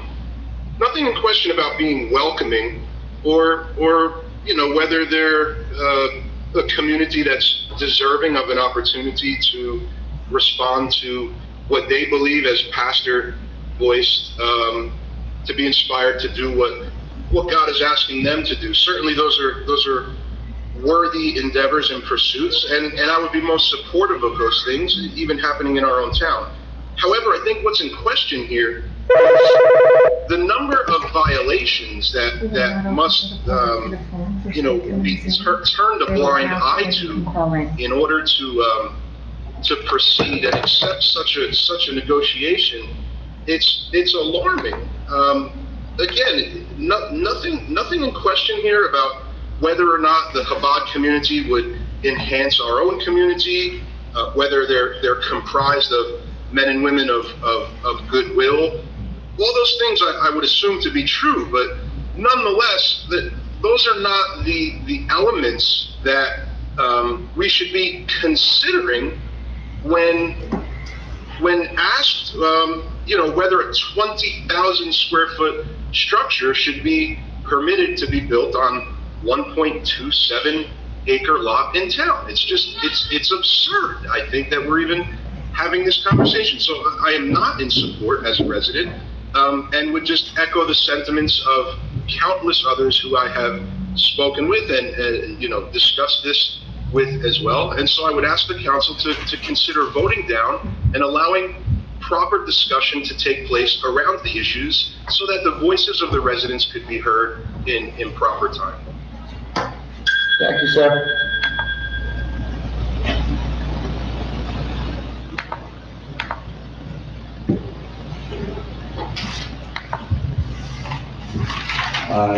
Have it just as JB. You can unmute. Yes, hi, it's Julie Brodsky from Woodcliff Lake. Many have already mentioned some things in support of Valley Chabad, which I won't bear repeating. Just as a reminder that we're here today, mostly because 2 other locations going back many years have already been rejected. And I think that's something very important to recognize. It's been stated that there are more people not supporting this versus supporting, which is the major reason why I'm raising my hand to show my support for Valley Chabad and urge the mayor and council to vote yes. Thank you. Thank you. Thank you.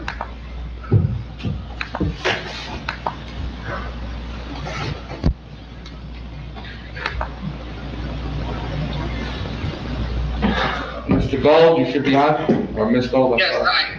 Go ahead. Yes, thank you. Hi, my name is Stu Gold, 10 Old English Court, Woodcliff Lake, New Jersey. As someone who lives directly behind the Our Lady Mother Church on Woodcliff Avenue, I know firsthand how little being in the direct vicinity of a religious building impacts my daily life. In fact, in many ways it enhances it because of the activities that are going on there and being able to see the richness of our community through that. I think that this has been an ongoing discussion for many years now regarding the building that Valley Chabad would like to build at their location. It is true, from what I understand, that there were other locations that they heavily considered and even had almost taken ownership of, but was asked by the town to please not to do so. So again, they somewhat stuck in the current location trying to make it right. I think that it's important, one, that a vote is taken, because either way, I think that there should be a record of what the decision of you as the voted in members of our town, the town council and mayor, do feel about this in representing your thought, because that is the way that the system is currently set up. If it wants to be moved to a referendum or other things, then that decision can be made down the road. But I do think that a vote should ultimately be taken. I would also say, and I'd just like to point out that it seems to me that it appears, and I sat in on the last meeting, that all of the important issues and all of the details relating to the building of the structure, variances, trees, water runoff, have been addressed and have been thought through and accepted by legal counsels on both sides. But yet it still appears that there is a clear reason why there is an issue here. So I think it's important that a vote is taken, that there is a public vote taken tonight. That was the original plan. And I also would like to say, I looked into it, there are tens of thousands of towns of our size across the United States. Only a very, very small portion, less than 1%, is ever actually brought to this level of litigation by the Department of Justice. There are some very clear legal reasons why the Department of Justice has stepped into this case. Based on the publicly available information reviewed by the attorneys at the last council meeting, it seems that the case against Wycliffe Lake, again, I'm no attorney, but it certainly seems strong enough that for the Department of Justice to continue to pursue it must be very important. So I think that coming to some final determination about this situation, if the town doesn't want it, don't want it. But let's put it on record and let the Department of Justice do what it's going to do. If you want to support it, go ahead. I certainly support it, and I think it's far overdue because I think this can has been kicked down the road too many times. If there's another solution in which the Valley of Chabad can bet a better piece of property that would better suit its requirements, I think that would be fine. But I think that overall the fabric of our town, as many people have said, has been one that has been accepting and open to all religious denominations and people. As a community, we work together, we live together, raise our families together. You have to wrap it up, Mr. Gold, your 3 minutes are up. So I thank you for all of your time. I've been in touch with many of you. I know many of you on the council personally, as neighbors and as friends. I appreciate your time and effort in this, but I do think that it's right that a vote should be taken tonight, and then the next step can go on from there. Thank you very much. Thank you, sir.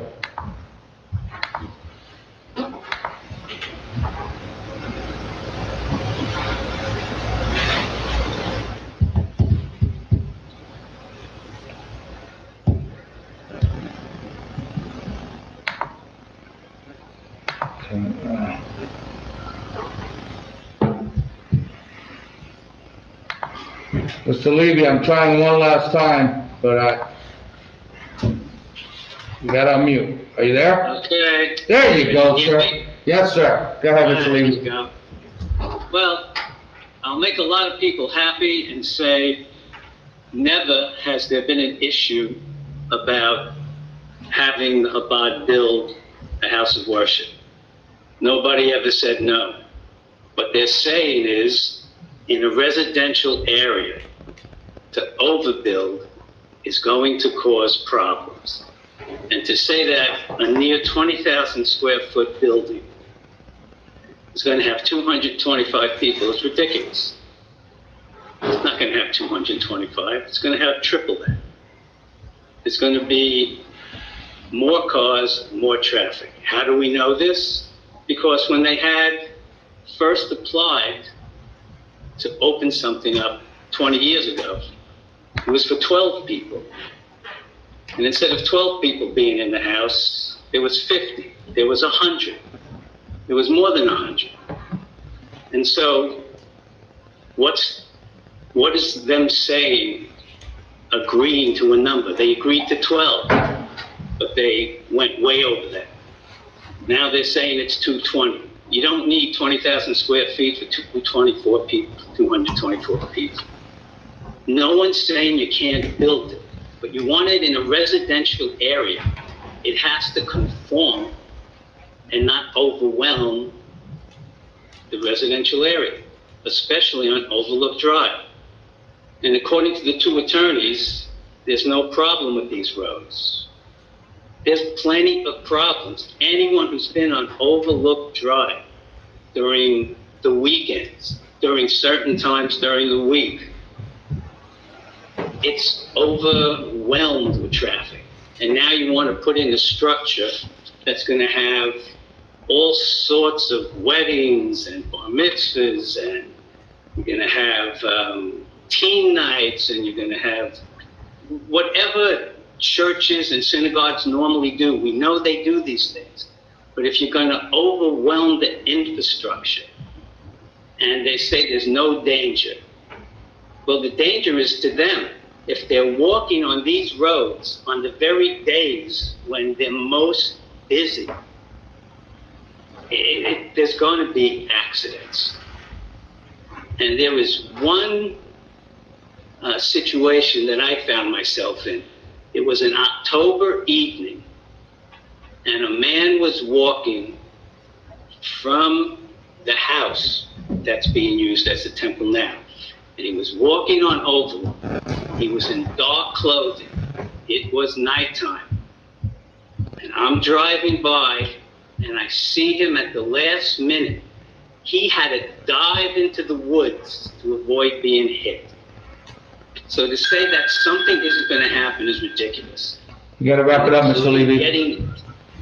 Well, Sorry. that's it. Hopefully you will not take a vote yet. You'll put some more study into this. And I don't see where anyone has ever been prejudiced towards them. They've been given every opportunity to build it. No one says no. No one cares if it's going to be senior citizens or special needs people. That's not what the issue is. Thank you, sir. Thank you.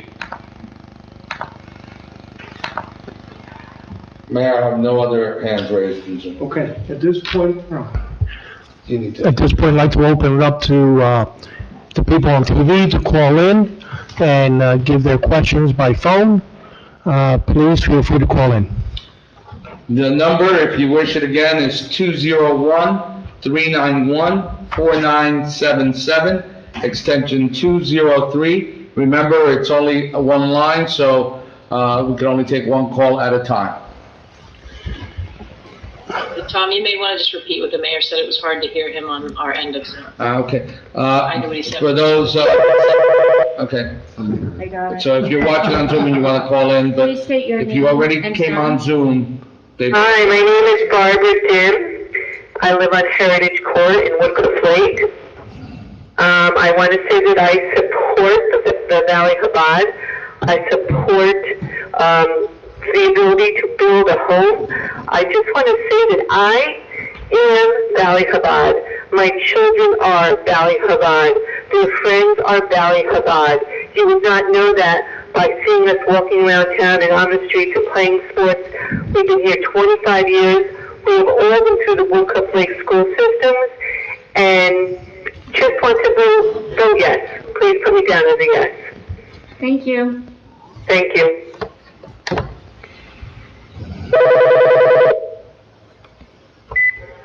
Please state your name and town. Mindy Gora, Woodcliff Lake. Okay. Go ahead. Hello? Hello? Hi, yes. I'm calling to say I want to vote for Valley Chabad. Okay. Anything else? That's all. Thank you. Hello, please state your name and town. Woodcliff Lake. Can you repeat that, please? Edward Sinrod, Woodcliff Lake. Okay, go ahead. I want to vote yes. Anything else? That's it. Thank you. Please state your name and town. Randy Nassau, Woodcliff Lake. Okay, go ahead. Can you please, I'm supporting them voting on it tonight and support and saying yes. Okay. Mr. Honda. Is that all? Yeah. Thank you. Having a referendum.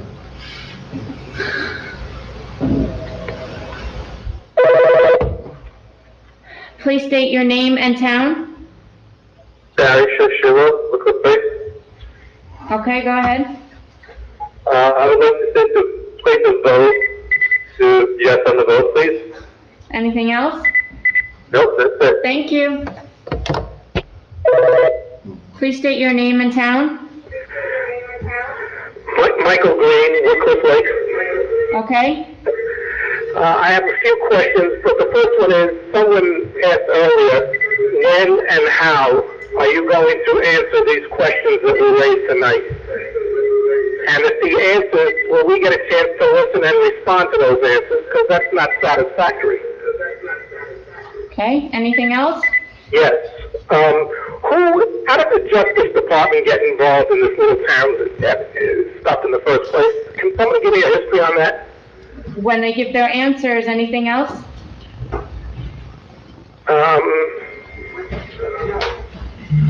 Yes, I absolutely, if you don't care how I vote, but I wish you would vote no. Okay, thank you. Please state your name and town. Hi, I'd like to vote yes. Your name and town. Elizabeth Coleman, Woodcliff Lake. Is that all? That's it. Thank you. Please state your name and town. Yes, it's Lawrence Beebe, Woodcliff Lake. Okay. I just wanted to call in and support Valley Chabad, and absolutely yes. Okay, thank you.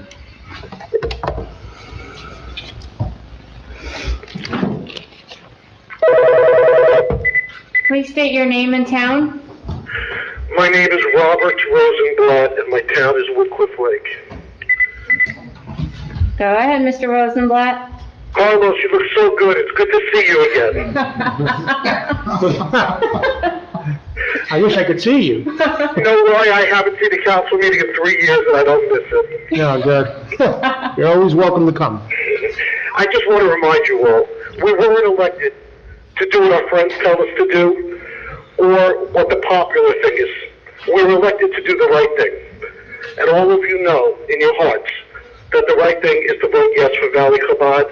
And if you vote no, it's going to cost you more money down the road. I wish you all, I love you, have a great day. Bye-bye, Bob. Bye, Mr. Rosenblatt.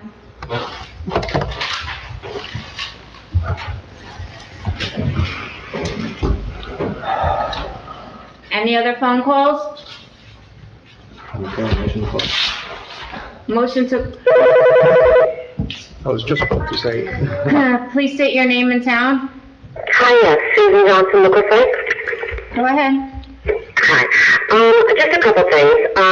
First of all, I just think it's really offensive that people think if you're not for this, that you're against Valley Chabad, because in no way am I against Valley Chabad. I do have concerns, though, number one, about obviously the big monetary payout. Secondly, people have raised the questions of looking at some of the past other locations again, which I don't think is a good idea. Galaxy Garden is at such a dangerous intersection. I really hope they don't revisit that. As for one thing that I really would like to bring up, because the gentleman that spoke from Christ Lutheran Church, I thought made a good point. If the residents could maybe have a better perspective, maybe everyone wouldn't be so upset about the size. You know, like, I would like to know, what are the square footages of all these other structures? You know, like Our Lady Mother of the Church, the Apostolic Church, you know, because it might give people perspective if they realize, you know, if the structures aren't going to look or be that much bigger than that, it's not really a problem. Another thing is, my biggest concerns are the safety. You know, are they going to build sidewalks? Like, I feel that if people are walking back and forth there, they should have sidewalks. That's a big problem. And lastly, with the exit that's supposed to be supposedly right across from the road extension, you know, I do think that's a danger as well. I know myself that down by ShopRite, where they just built the liquor store, I think those exits and entrances that are right across from each other are so dangerous. Okay. Thank you. You're welcome. Bye. Please state your name and residence. Michelle Mayer with Cliff Lake. Okay, go ahead. Vote yes. Okay, thank you.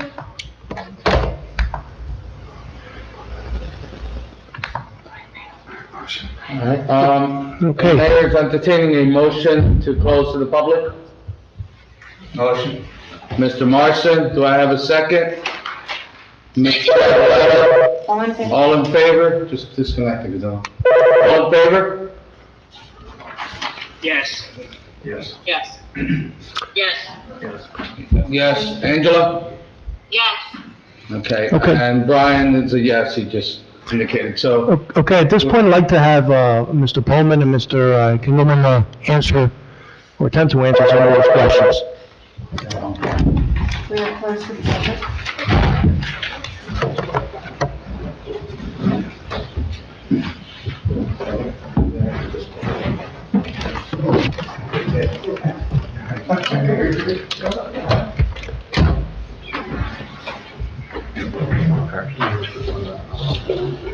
Okay, folks, just a couple of minutes, Mr. Pullman and Mr. Klingman will make an attempt to address most, if not all, the comments that were raised.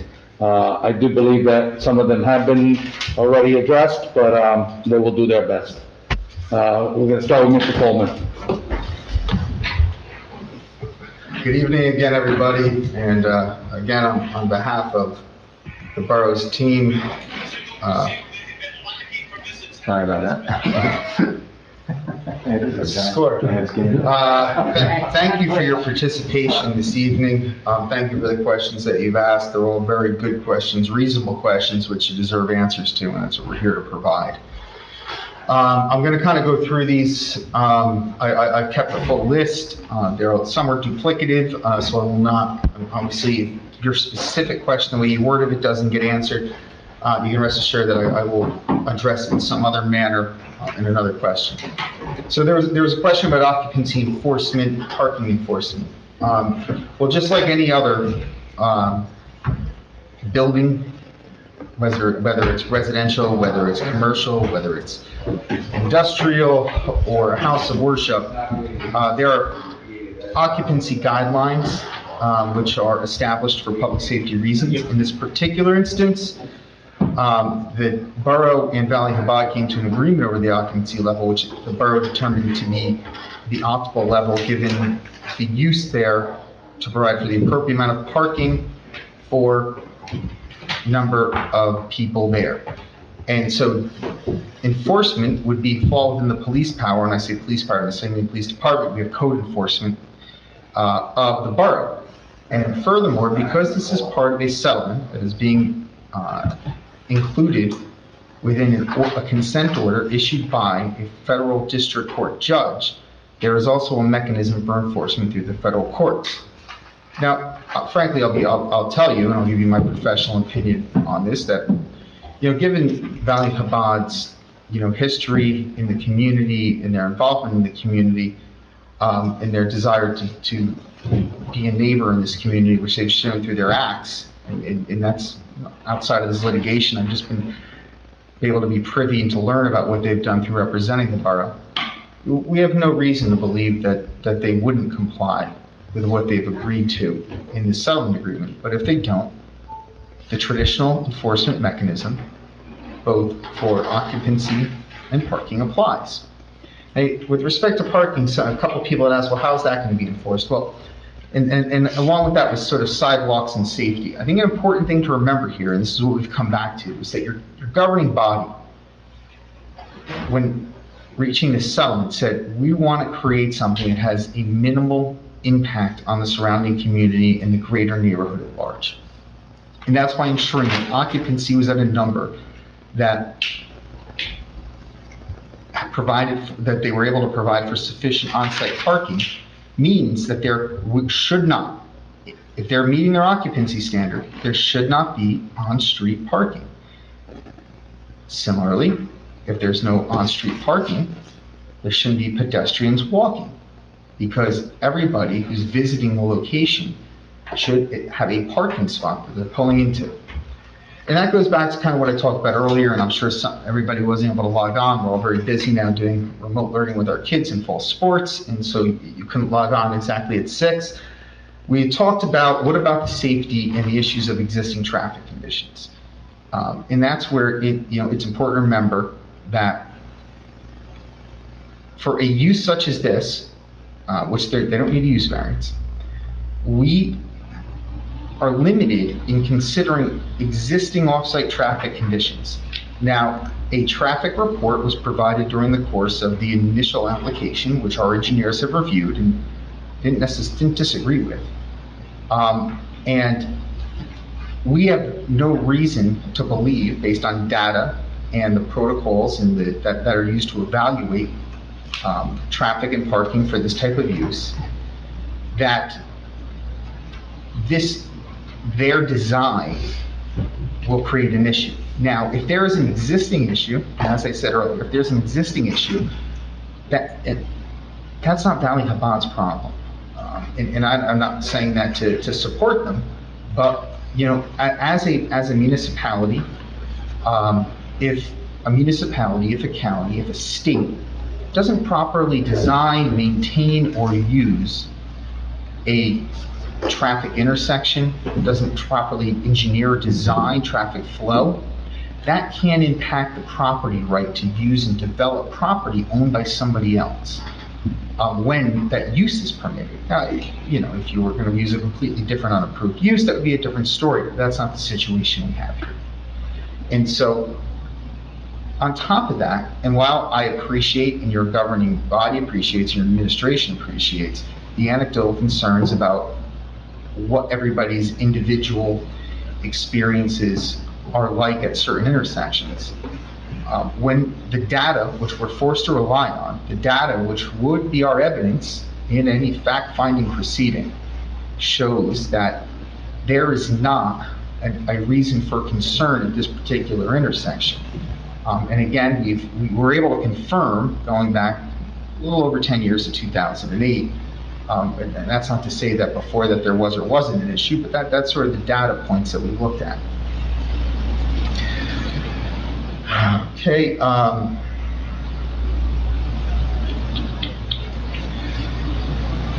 Somebody had raised an issue as to is it a take it or leave it settlement? I don't know there's ever a take it or leave it settlement.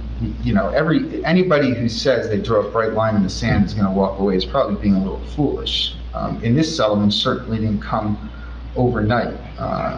Your appointed and elected officials worked very hard over the last 2+ years to both defend and obtain a resolution that addressed the key issues for the residents in that area and the community at large.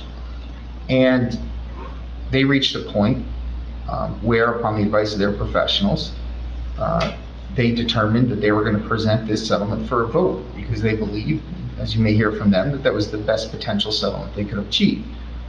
I don't think any of them would say that there's a line in the sand, but I'll tell you professionally, it's very rare that somebody says, I'm going to walk away, and then the other side says, oh, wait, hold on, I'm going to give up on everything that I want, and I'm going to capitulate to everything that you want. That's very not practical, and generally that's not how it works in the litigation industry.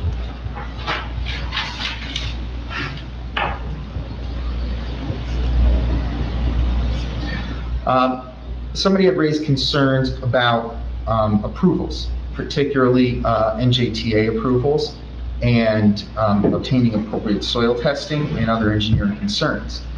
I can represent to you that before a shovel goes in the ground, the applicant will obtain an NJTA approval, and they will have provided the appropriate soil testing sufficient to the borough's engineer.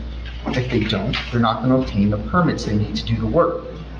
And so you can rest assured that there's been no bypass of any of those administrative mechanisms which serve to protect sort of the professional interests and ensure that the criteria set for engineering safety are met. Some residents have raised concerns about sort of the mechanism of using Zoom.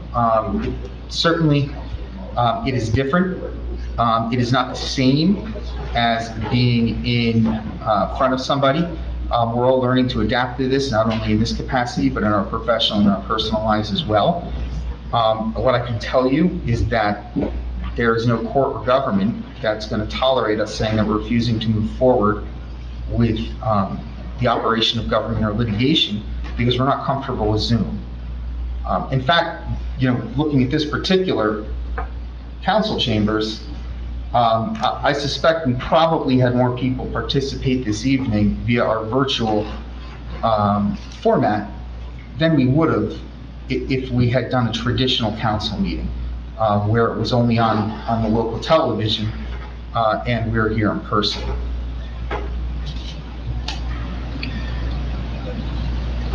Another issue that was raised up was about sort of compromise. What was the compromise?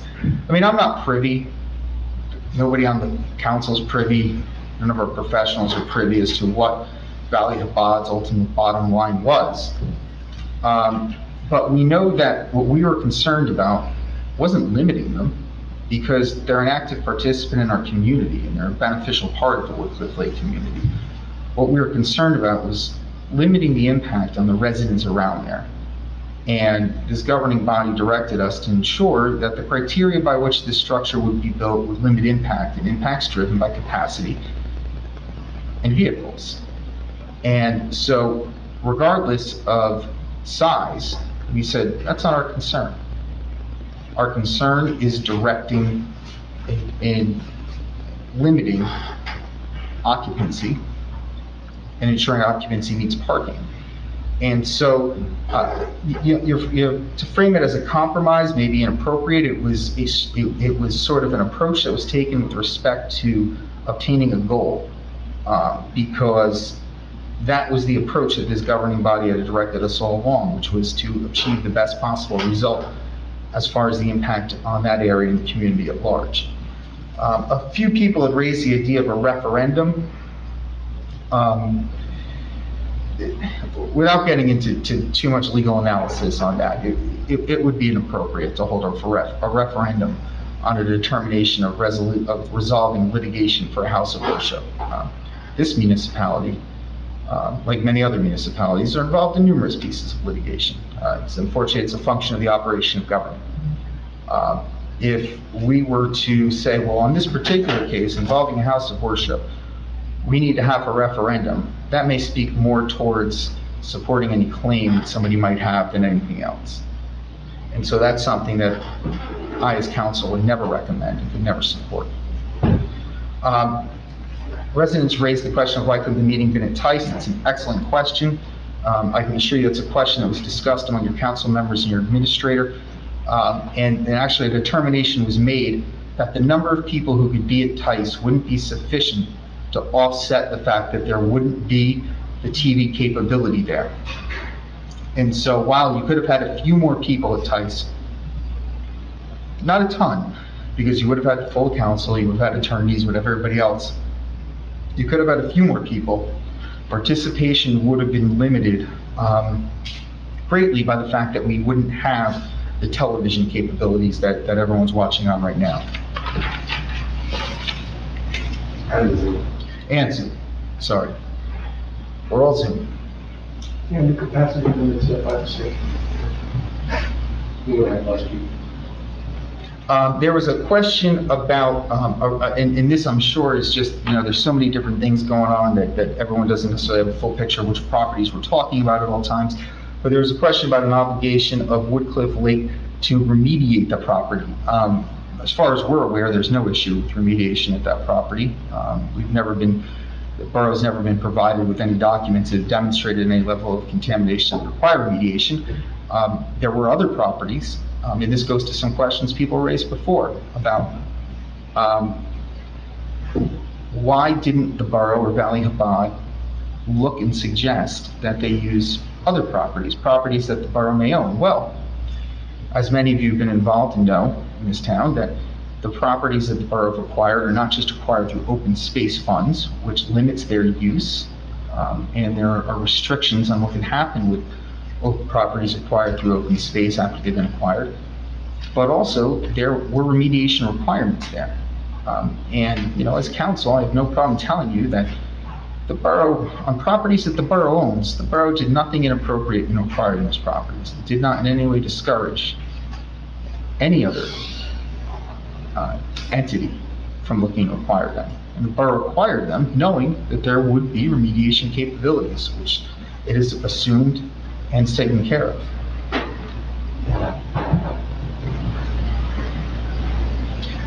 A resident raised a question about what sort of timeline was there at the court.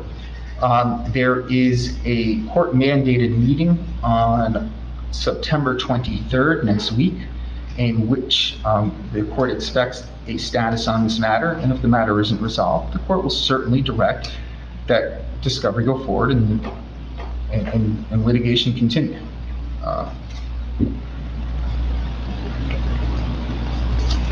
Again, going back to, there was a question about overflow parking in an unsafe intersection. I believe I talked about sort of the off-site existing condition and the extent to which we're allowed to consider that and the impact on this particular property applicant. But as far as overflow parking, again, because we've limited occupancy and because occupancy satisfies the standard for on-site, off-street parking. On those days that they need additional parking, Valley Chabad is obligated to find it off-site and provide for appropriate safe transportation of their visitors or congregants, whether it's for a holiday or for a conference or for any sort of activity, to the location.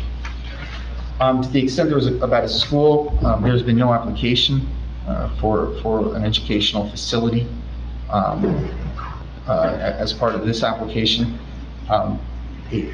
When we use the word school, that there's a separate level of state oversight and regulation and standards that can be met for that. This application does not propose that. That is not to say that that could change in the future and as part of a separate application, but at this point, that is not part of what we're considering. This is the first question, which kind of leads into some similar ones, is what did Magistrate Dixon say during the settlement conference? So that's not something that I'll be frank with you, I'm comfortable or I can disclose to you at this time. The conversations that the court has with me with respect to my client's position is something that I hold as privileged information. And that also goes to a follow-up question is, well, what were the details of the analysis of the strengths and the weaknesses of this case? And I heard your question, and frankly, unfortunately, I can't answer that question because we're still in active litigation right now. Although we're considering a settlement, the matter is still active litigation. And ultimately, if this matter is not resolved amicably, the litigation will continue, and I'm certainly not going to disclose any trial strategy or any thoughts on the strengths or weaknesses of the case at this time. So I understand that question, I respect that question, but as the representative counsel for the borough, I cannot answer that question. There was a question about concerns about taxes. Well, we always say in land use, it's impermissible to consider tax implications when considering a land use application. That is a big no-no, but as a practical matter, I think we could say the taxes on a smaller piece of property, if a smaller piece of property is going to be tax exempt as opposed to a larger piece of property, you can do the math.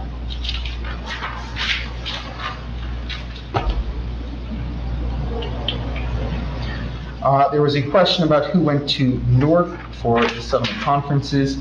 I will tell you that myself, Mr. Klingman, were always present. There were representatives of your carrier who were present, and there were various representatives of the governing body of the mayor and council who appeared at different dates, and that was during the spring, summer, and early fall of 2019. And your elected and appointed officials appeared there. Your elected officials who were volunteers appeared there numerous times at the request and order of a federal magistrate judge and participated in these negotiations on behalf of the borough.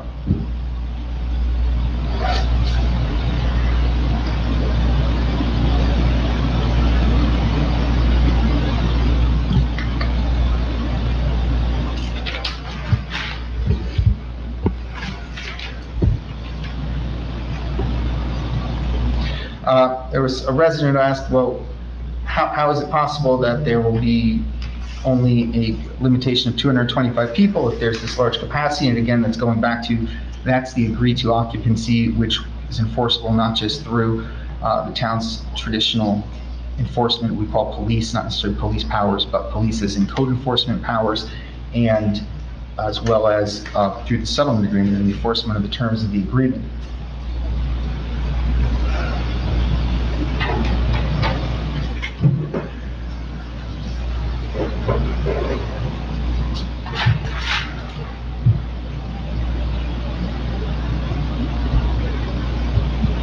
Apologize, I'm just trying to go through everybody's questions here. You asked a lot of very good questions. I want to make sure they'll get addressed.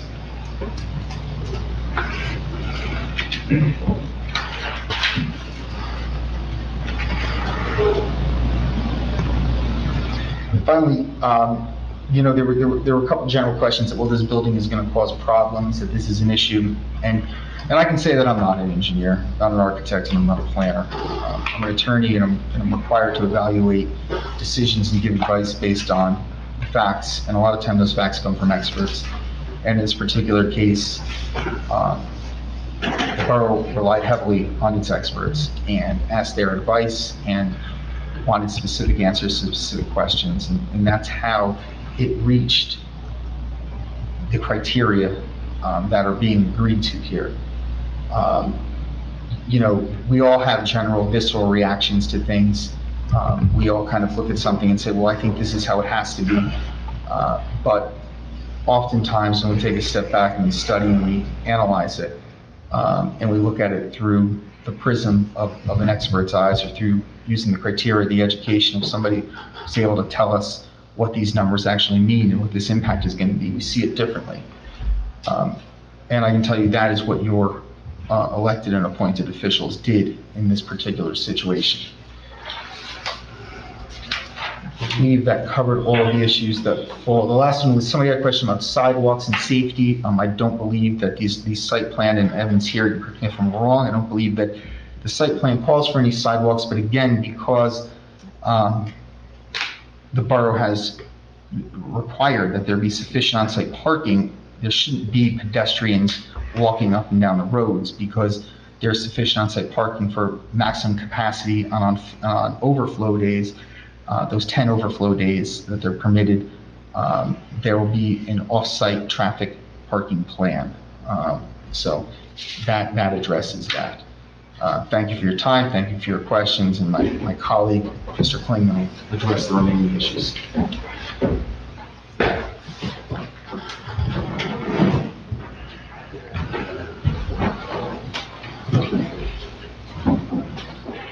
Thank you, everyone, for sticking around, and I will not take too much of your time.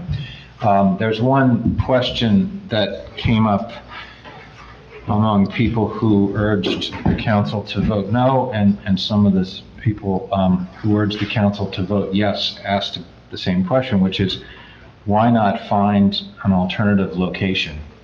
I can tell you that, like so many of the good questions that were asked, and that's an excellent question, that was a question that we asked, and it was a question that we discussed with Valley Chabad, and for practical and understandable reasons, Valley Chabad wants to build on the location that it owns, and that is the question before us. So it was something that was considered and abandoned in favor of the present plan. A number of people asked, both in the emails, but also tonight, at least one of the people who spoke in opposition said, if Woodcliff Lake settles this case, won't we be labeled an anti-Semitic town? Won't the settlement be itself an acknowledgement of wrongdoing, specifically anti-Semitism? And the answer is emphatically no. As a practical matter, both of the settlement agreements that will be reduced to writing and be the official record of the settlement contain absolutely no admissions of wrongdoing of any kind, much less admissions of anti-Semitism. And I can tell you that counsel for the Justice Department, counsel for Valley Chabad, and counsel for Woodcliff Lake, since myself and Mr. Pullman got involved in this case 2 years ago, took great pains to turn the temperature down with respect to allegations of anti-Semitism and other incendiary charges. We heard a little bit of that stuff tonight. There was some reference to heavy political muscle. The council's not going to make decisions based on rumor and false information. There's been no political pressure put on anybody in this situation. This decision is going to be made, for better or worse, on the merits, and the people who are voting in favor are going to vote for their very good reasons, and the people who vote no, if there are any, will do so for their very good reasons.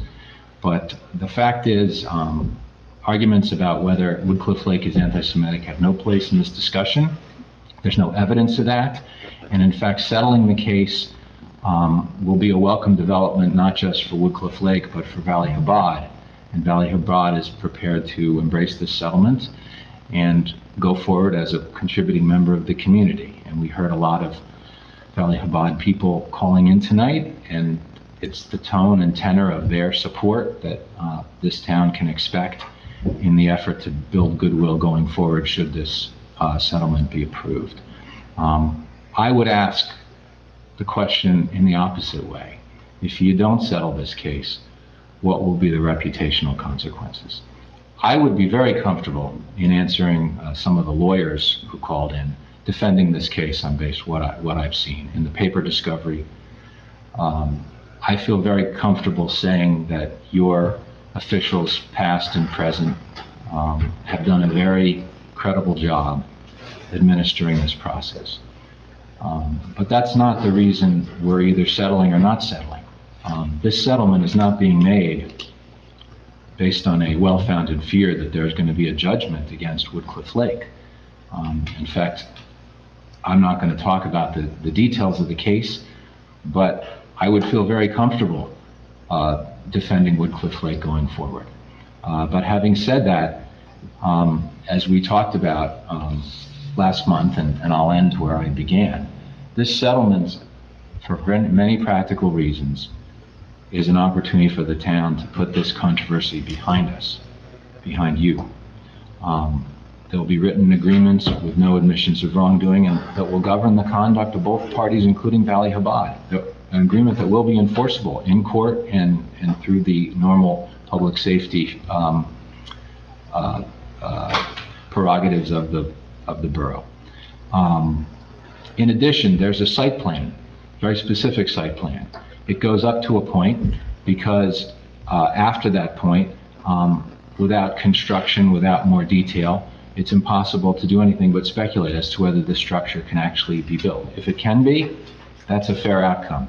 If Valley Chabad is going to be forced to scale it back based on the laws of physics or the laws of finances, or for whatever reason that Valley Chabad feels a need to scale it back, they'll do so. But what this town is not going to do is stand in Valley Chabad's way for any improper reason or for any reason that violates our LUPA. And finally, there's a financial plan to settle this case. And again, your insurance carrier is taking a substantial amount of that load, both in terms of the attorney fees, and I promise you no one's paid me $500,000. But in terms of the settlement amount, the insurance company is paying a substantial amount, and then the rest of the money will be loaned to the town over a lengthy period of time so as not to adversely impact the town's fiscal stability. So again, this is a plan that's available to the town now, not necessarily going to be available in the months and years to come. And so for those of you who are urging a no vote, I haven't heard anyone up to this moment offer an alternative except for the litigation.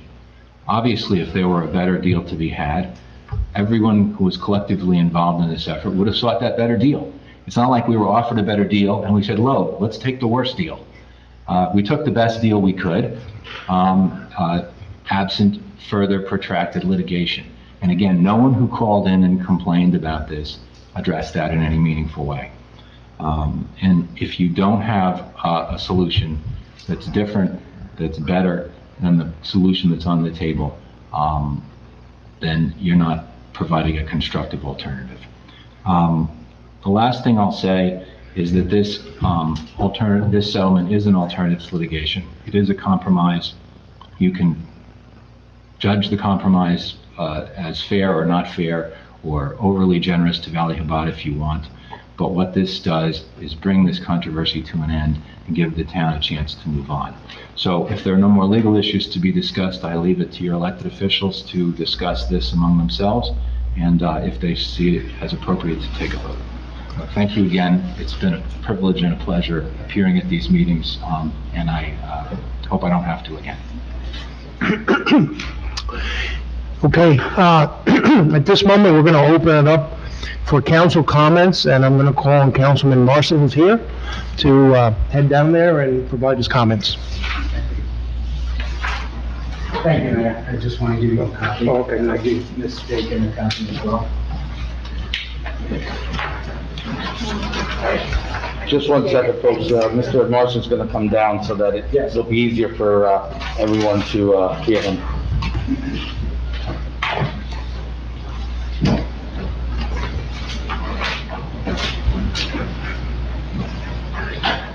Hi, good evening, everyone. Craig Morrison here. Firstly, I'd like to thank the mayor, my fellow council members, our council for really being extraordinarily helpful, and certainly on a personal note, helping me craft this in a way that I think is fair, but at least was able to get my point across. And now follows the actual text of my statement. Let me be crystal clear. In my opinion, this case has very little to do with the free expression and celebration of religion. Today, the mayor and council is voting to settle an action whose genesis is a relatively old and common type of zoning statute from which a more complex violation of our LUPA has been alleged. We are tasked with an all-or-nothing approval or rejection of the settlement's three aspects: financial, zoning, construction, and Department of Justice consent. I reject the settlement in its entirety and hope that my position is supported by a majority of the council. My parents raised four brothers in a typical Reformed Jewish household during the 1960s and 70s. I pride myself on maintaining areligious personal and business relationships and support the right to freely practice one's chosen path. As a young child, one of my most impactful lessons was that of tzedakah, whether interpreted as justice or charity. The point was, and I quote from Chabad.org's website, it's just the correct, honest thing to do. In my opinion, this settlement is anything but. On August 16, 2020, Rabbi Dov wrote in an email seeking support for the settlement, and I quote, "There is a small yet vociferous group of people that continue to be opposed to Valley Chabad's project at all costs and would prefer that this court case persist for many years to come. Their letters and emails to the council and mayor have a singular purpose of derailing the settlement agreement and sending this community back into conflict, which will cost taxpayers and Valley Chabad untold millions of dollars with no end in sight. I find this portrayal of public opinion and the conclusion that continued opposition will, and again I quote, cost taxpayers and Valley Chabad untold millions of dollars with no end in sight to be disingenuous and unfair. The taxpayers of Woodcliff Lake have every right to be upset at the settlement terms and to demand greater transparency. Imagine being asked to approve a payment of $1.5 million when there may be no RLUPA violation and that the terms of the settlement are more closely aligned with an unfortunate luck of the draw rather than a meritorious claim. Initially, I was more accepting of the monetary portion of the settlement given accommodative financing provided by our insurance carrier for Woodcliff Lake's $600,000 contribution. However, given the lack of clarity regarding any RLUPA violation, I cannot in good conscience vote to approve any payment. I also take exception to the site plans and consent agreement. Valley Chabad seeks approval for a structure of approximately 20,000 square feet, which is more than 60% larger than that previously rejected by our zoning board. There is no need for long-winded analysis here. Suffice to say that Valley Chabad has used the shield of the settlement to avoid obtaining necessary permits by governing authority to build the structure. The structure's disproportionate size relative to neighboring homes, implied difficulty to build, and inherent traffic and logistical issues does not indicate any compromise worthy of approval. The consent agreement with the Department of Justice is meant to be a summary recitation of the facts and findings between parties and includes mutually acceptable conditions in order to conclude the case. In my opinion, the summary of facts and conditions to resolve this matter do not fairly portray Woodcliff Lake and its representatives, nor do the conditions meted out by the Justice Department provide a useful path to compliance. I would, however, like to thank the Woodcliff Lake Zoning Board for their commitment to fairness. In my opinion, their hard work has been usurped by an unfair combination of legislative and legal processes. If passed, this settlement will disproportionately burden our town for many years to come. Again, based on the foregoing, I will reject the settlement in its entirety and vote no. I do, however, remain open to an aggressive modification of the settlement and would be pleased to participate in any such effort. Thank you. Ms. Hayes. Ms. Hayes, you're next. You got to unmute. There you go, man. Okay, can you hear me, Tom? I can, and I'm just putting it on the mic so that as many people else can, and just so that you know, there's 120 on Zoom, so there's so fun. I'd like to begin by saying that there is no question that the Valley Chabad is an important part of our community. In a previous fall, Rabbi Dov and his daughter were walking the neighborhood. When they came to my front door, the rabbi was holding an Italian citrus fruit and explained how this fruit was part of the Jewish holiday ritual. The visit ended where I happily accepted a blessing from the rabbi. There is no doubt that the Valley Chabad has been an integral part of not just our neighborhood, but also the community at large for 2 decades. But getting back to the settlement before us tonight, my one vote represents the civil case with the Valley Chabad, which includes the site plan, and the federal case with the DOJ. Where I'm having the most difficulty is with the site plan. A variance request for 70% impervious coverage is a large difference from our zoning, which is 30%. The 70% impervious coverage leads to other concerns, specifically a to-be-determined final design of a retaining wall and a stormwater detention system. This site plan still requires New Jersey Turnpike Authority approval. And accordingly, I think any dollars paid by the borough should be contingent upon that New Jersey Turnpike Authority approval for this specific site. With that said, I would like to continue working on a fair and reasonable settlement with the Valley Chabad. Thank you. Okay. Jackie. Ms. Cataletta? Jackie, you have to unmute. There you go. I was just getting there. Thank you. Thank you. Before I cast my vote tonight, I would like to say the following. I have read all the emails, answered all the calls, and made time to discuss the settlement with everyone that has approached me personally. I'm a resident and active member of this community for 29 years and counting, and I want what is best for Woodcliff Lake today and in the future. After reviewing all the facts, listening to our professional attorneys, our engineers, and discussing the pros and cons with my fellow council people for hours on end, I know I am making the right decision. That is in the best interest of Woodcliff Lake. It did not come easy. I have had many sleepless nights. My concerns are like all of you, and many that you have expressed to me. I would like the building to be smaller. Yes, I would like the payout to be less. However, I need to ensure that any potential financial crisis to the taxpayers is averted. Also, that our borough services and capital improvements are not jeopardized by extreme legal fees and a possible multi-million-dollar award for damages going forward. Of most importance to me and the reputation of our beautiful town is that there is no admission of wrongdoing. Again, no admission of wrongdoing by anyone in Woodcliff Lake.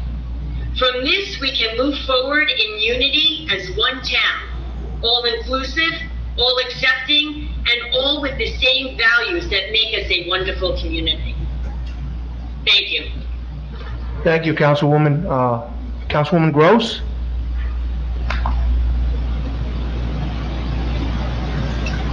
So when the majority of us were elected to the Borough Council, we stepped into a mess which had already been in place regarding these lawsuits. We were facing the likelihood of a long, drawn-out lawsuit that would drag our beloved community through the mud with continued negative news stories.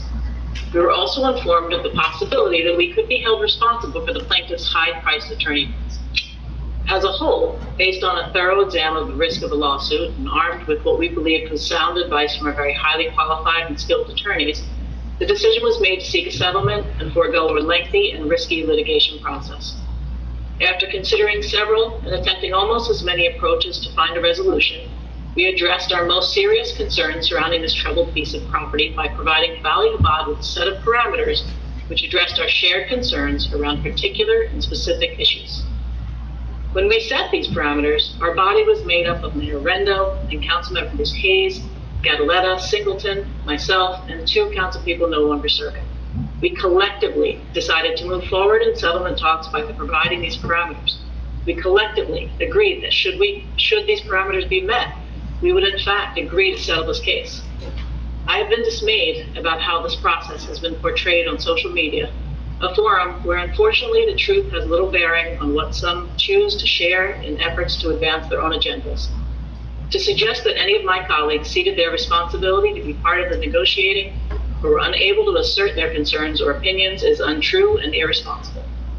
Like others, when we were presented with the site plan in February, I was not only overwhelmed with the enormous size of the proposed structure and shocked at the resulting removal of so many trees, but was also surprised that the established parameters allowed for such a building. It was hard to swallow the reality that our issues had been addressed, and that Valley Chabad honored their side of our agreement by adhering to allowable guidelines. Even knowing that, I still had and expressed my concerns with the settlement agreement and needed clarity on other issues regarding trees and screening. I also made myself available to hear directly from our engineer and learned that they had in fact addressed our very serious concerns regarding stormwater runoff. I continue to struggle with the size of the proposed structure. Yet because I value my integrity above all else, find myself in a position where I cannot oppose the settlement. I don't see how our mayor or the 4 council people who engaged in this agreement could now vote no without further validating the allegations that our borough is working against Valley Chabad in their pursuit to build a facility capable of handling their congregation and the work they wish to continue. Some residents may feel as though this process has moved too quickly. Let me assure you that is not the case. As a legal matter, I, as well as my colleagues, have been obliged to honor the requirement that our discussions remain confidential. While this has been difficult, as I hold firm to the ideal of full transparency in government, I was not going to put our community into a position where it could face further penalty. Though sometimes difficult, it is the duty of elected officials to make these hard decisions. And I, for one, hold the fiduciary responsibility we have to be good stewards of taxpayer dollars as the most sacred. However, we also agreed unanimously that it was important to share as much as we could with the community, which is why we asked our legal team, Mr. Klingerman and Mr. Pullman, as well as our engineer, to participate in an information session on August 20th. We even went further and delayed our vote until tonight, just in case any resident brought up a matter of concern we had not already considered. Now we are faced with the reality that we either vote for the settlement or we head toward a lengthy and extremely expensive litigation whether we win or lose this case. The advice and counsel we have received is to settle, risking a financial liability that could reach many millions of dollars. A tab that would be on the back of our residents is not an action I'm willing to take, nor am I going to allow Woodcliff Lake's reputation to continue to be sullied by negative press or thoughtless social media. Raised a Roman Catholic and not having known much about the Jewish faith until adulthood, I've come to learn a great deal about Valley Chabad, about how they've established a strong foothold in our community, about how many of our residents and our neighbors are participating in their activities and are beneficiaries of their goodwill. Through all of this, Valley Chabad has continued to find new ways to engage with and help the community at large, regardless of religious affiliation. In the end, I'm left hoping that while it is within their rights to undertake the construction they proposed, Valley Chabad comes to realize that the proposed building size is simply too large, and they find a way to reduce the scope of this structure while still being able to practice and serve our residents and neighbors. I also hope that our community can begin to focus on repairing soiled relationships and work toward coming together towards common goals. I hope we can end the divisiveness which has resulted from this matter. We have serious issues before us, including what will be the long-lasting impact of COVID-19. While we continue to address the health and safety of our community, we must also concern ourselves with the economic impacts this pandemic has placed on our small town. As I continue to proudly serve all of you, I will do so in the only manner I know how, with honor, dignity, and respect. The decisions I make will always be those I believe are best for the community. That is what I ran on, what I stand by, and what I will continue to do. I do implore all residents to stay informed throughout the year and not to merely get involved when incited by a fellow resident sharing their perspective on what's going on. Please make the time to sign up for a constant contact email subscription. We have several different areas for which you can sign up, and this would avoid the concern that many have addressed about being out of the loop. I also suggest that many of you who have signed up in the past do make the time to check your spam. It seems that only 251 of the 473 emails sent regarding our mayor and council meeting and agenda, which included the notice about this matter, were actually opened. We've gone to great lengths to try to keep our public informed, and specifically included a survey about communication in our newsletter, which reached every home at the height of our shutdown. We thought it was a perfect opportunity for our residents to voice their concerns. I greatly appreciate the 30 residents who made the time to let us know that we are communicating effectively. Please do sign up for alerts and email subscriptions. Do read the newsletters, and please do consider volunteering in the many capacities available to participate in town matters. Volunteers have been difficult to get in the past, but I'm hopeful that this renewed interest in town matters will result in more residents making the time to help all of us make Woodcliff Lake the #1 town to live in New Jersey. Thank you. Thank you, Councilwoman Gross. Councilman Falanga. Yes, thank you, Mayor. I welcome the opportunity to finally be able to say a few words about my thoughts and views of the proposed settlement with Valley Chabad and the United States Department of Justice. I want to begin my remarks by acknowledging the general frustration voiced by residents regarding the ability to understand the settlement as proposed, timing of its consideration, and the process by which it is arrived at.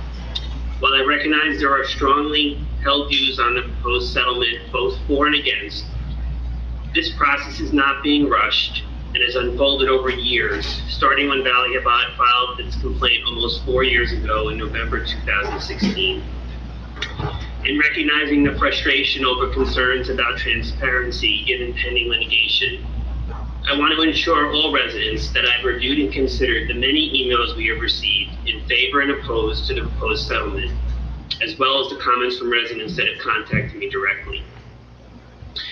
Importantly to me, the borough is not in litigation with the developer or corporation. We are in a dispute with a religious organization comprised of our fellow residents. Seeing this litigation come to an end weighs heavily in my consideration. Many emails and comments from residents that oppose the settlement want Valley Chabad to be able to build a new house of worship that will suit their needs. They had concerns that the proposed building is too large for the property and there will be issues with traffic and safety. The project has been thoroughly reviewed by our borough engineer, and I am comfortable from what I've been advised that the building, while larger than would be permitted under our current conditional use ordinance for houses of worship, is otherwise sound. It will allow Valley Chabad members to practice their faith and engage in other activities related to their faith in one building. For the borough, the proposed settlement fixes a limit on the size and scope of the project, regardless of what other third-party approvals may require. Some residents want the borough to seek vindication of its actions in connection with Valley Chabad's zoning application. I understand this reaction, as the allegations are very serious and contravene all that Woodcliff Lake is, a welcoming community to all faiths. As our council has advised, vindication, assuming that could be obtained, comes at great financial risk to the borough and its residents. Aside from the continued litigation costs, which will be substantial, there is a possibility the court will find the borough violated RLUIPA or find in favor of other elements of Valley Chabad's claims, which could result in a multi-million-dollar damage award against the borough, and with the risk that we will not have insurance to cover such a loss. The fact that the Department of Justice has sued the borough and joined in the matter only heightens my concerns. This settlement, which is supported by the borough's insurance company, and which will fund a large portion of the payment, mitigates that risk. This is not to suggest that I believe the borough and its representatives acted improperly in connection with Valley Chabad's application. But the Department of Justice contends that our existing conditional use land ordinance for houses of worship is violative of RLUIPA, at least as it has been applied in this case. This is a serious concern. Some residents express concern that the proposed settlement will establish a precedent of allowing overdevelopment and variances from our borough land use ordinance. I do not share that concern, as this case is anything but routine. The Department of Justice involvement renders it much more than that. I recognize this settlement is not perfect. No settlement is. In balancing all before me, I view this settlement as protecting the borough and its residents from continued uncertainty and significant financial risk and expense. Most importantly, it allows the borough and Valley Chabad to put the past behind and move forward in community. Thank you. Thank you, Councilman. Councilman Singleton is unavailable for comment, so I'm just going to move into my comments. Good evening, everyone. Before we proceed with a vote on the settlement, I'm going to address this issue and explain the process and the deliberation that has been undertaken in this matter. As legal settlements like these dictate, so much of the work has been done behind the scenes.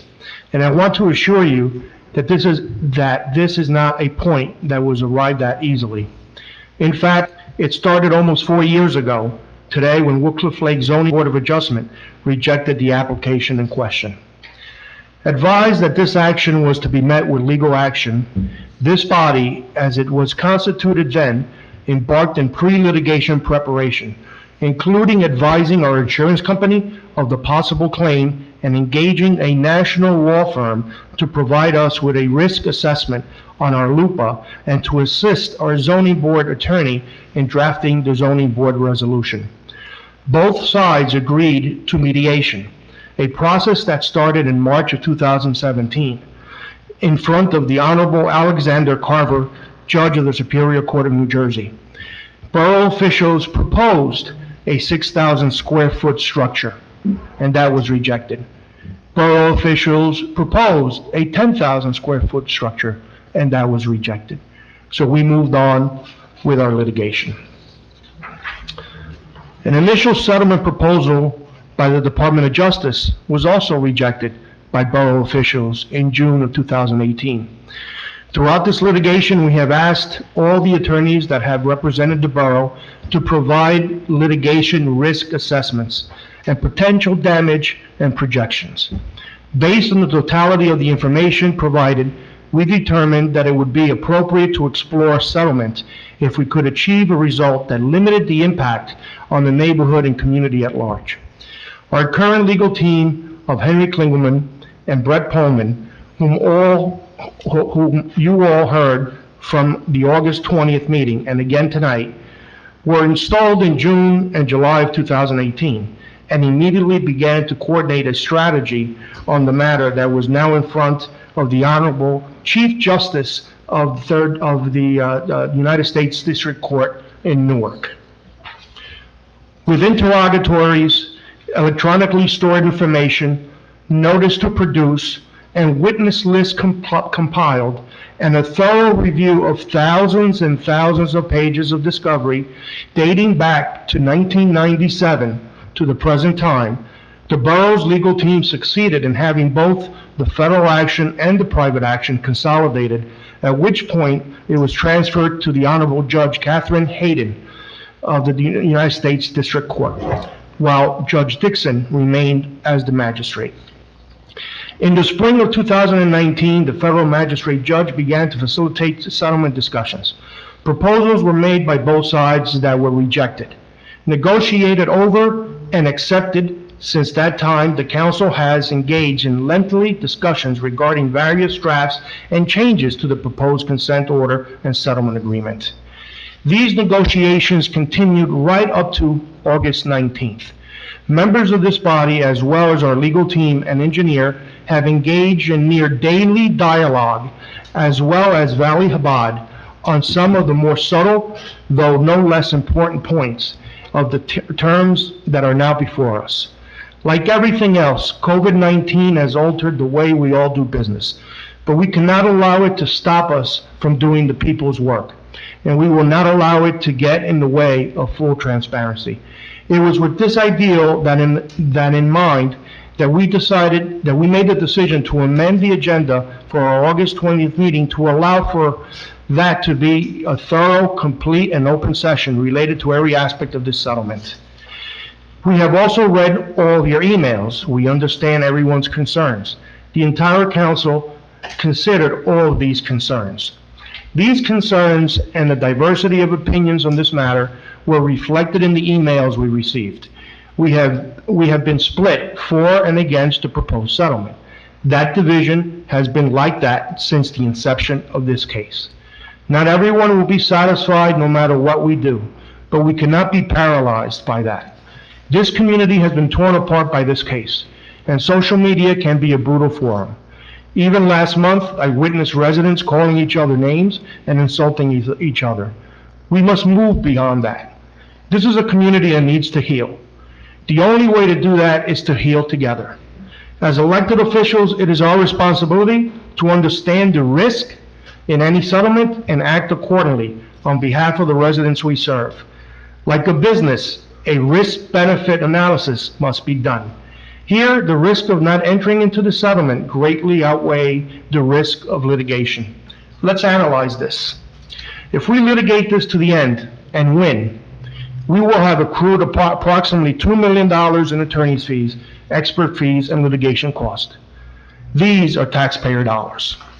Also, a decision in our favor does not, and I repeat, does not prevent Valley Chabad from going back to our zoning board of adjustment, filing a new application with new costs and fees to the borough.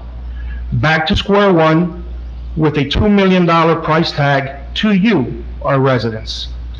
If we litigate and lose any portion of the suit, not only do the fees we will be expected to pay our borough attorneys and experts increase, but our taxpayers will also be on the hook for the plaintiff's attorney's fees, now approximated at over $1.5 million, and expected to double, if not triple, by the time this trial is concluded.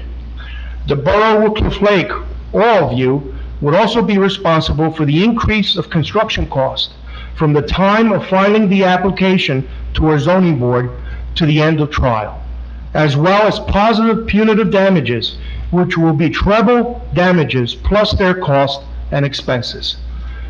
Those are the damages under our LUPA, and that's what we will be facing. In all, potentially more than $10 million in exposure. Do you want to roll the dice with the above scenarios? Many have suggested that the settlement is not a fair one, that Valley Chabad did not negotiate anything. That is simply untrue and something that I must correct on the record. Valley Chabad wanted a 44-foot high structure. We objected. They reduced it to make it appear lower than 40 feet. Valley Chabad wanted 385 person capacity. We objected, and they reduced it to 225. Valley Chabad wanted decking on the roof that would have required a variance. We objected, and they agreed not to seek a variance for the decks. Valley Chabad wanted a retaining wall. We objected, and they agreed to keep the retaining wall 5 feet from the property line. The parking regulations have been instituted as part of the process and meets those already required in the established local ordinance, including off-site parking for the limited swell dates as well as attendance as expected at its highest. Valley Chabad has also agreed that they will seek New Jersey Turnpike approval, as well as all DEP soil removal permits before they even put a shovel in the ground. They also agreed to additional plantings along Overlook to serve as a barrier to the road, something that was not in the original plan. Now is not the time for our community to move forward. Now it's a time for our council, as part of their fiduciary responsibility to the residents we represent, to make a decision that considers a full analysis of the matter before us. Understanding also that if we do not, our insurance carrier has said that they will no longer be responsible for the claim that right now is hovering around $900,000 of the $1.5 million settlement. Again, exposing our residents to a greater financial risk. I urge my colleagues to vote yes tonight, not to bring this matter to a conclusion, for there is still a long way to go, but rather to bring dawn to a new day in Cliff Lake, one where we are again taking our rightful place in the most open and welcoming community, one that celebrates diversity, one where our neighbors, all of our neighbors, work shoulder to shoulder to make it even better. I know that this is the kind of neighbor Valley Chabad has been, and we will continue to be as we move past this settlement agreement and continue to work together to meet the needs of our borough, the needs of our residents, and the needs of our congregants, of their congregants. Let's leave this here tonight united. Thank you. Okay, at this moment, I think we were entertaining a motion. All right. On the Valley Chabad settlement, is there a motion for acceptance, council? Is that it? Yes. Motion for acceptance? Motion. Is there a second? With Ms. Cataletta. Is there a second? I'll second. Second. Mr. Palango? Is this on, this is the Valley Chabad one, right? There's two resolutions or? I think we had one for the Yeah, DOJ. there should be one, okay, so this one is for Valley Chabad, So the Civil two votes? suits. Two votes? Yes. two Okay, votes. so that was a motion for the civil suit. For the civil suit, so, we'll go in order, I'll call it so that they can hear. Mr. Palanga? Yes. Ms. Cataletta? Yes.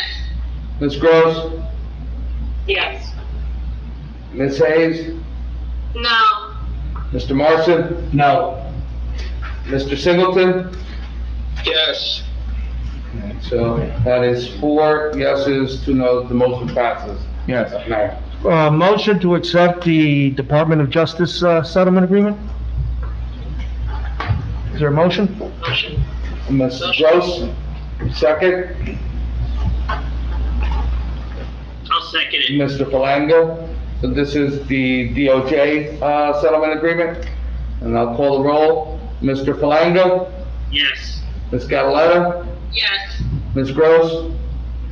Yes. Ms. Hayes. No. Mr. Marson. No. And Council President Singleton. Yes. Okay, that also passes 4-2, Mayor. Thank you. All right, we're gonna, At this time, we are going to take a 5 to 10 minute recess. I'm not shutting down the Zoom, I'm just muting it on this side and shutting the camera down. We need to, and we'll reconvene back at 9 o'clock to, complete the rest of the meeting, which are the other items on the agenda. So take a moment to, take a quick break. I'm used to just calling. I'm sorry, I need a motion for that. Mr. Morrison, second. Second. Ms. Cataletta, all in favor? Yes. Yes. Any opposed? Ayes have it.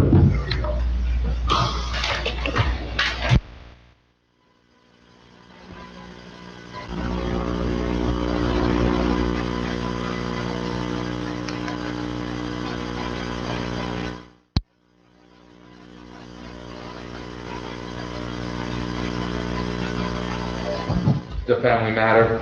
I'm just waiting for Angela and Steve, and then we have to reopen. Are you gonna stay down here, man? yeah, I'm gonna stay down here because. Oh, good, then can I go up there? They don't hear me, yeah, that's fine. Oh, I'll go up there. Yeah, but I don't know how to handle this shit. I'm just playing, Oh.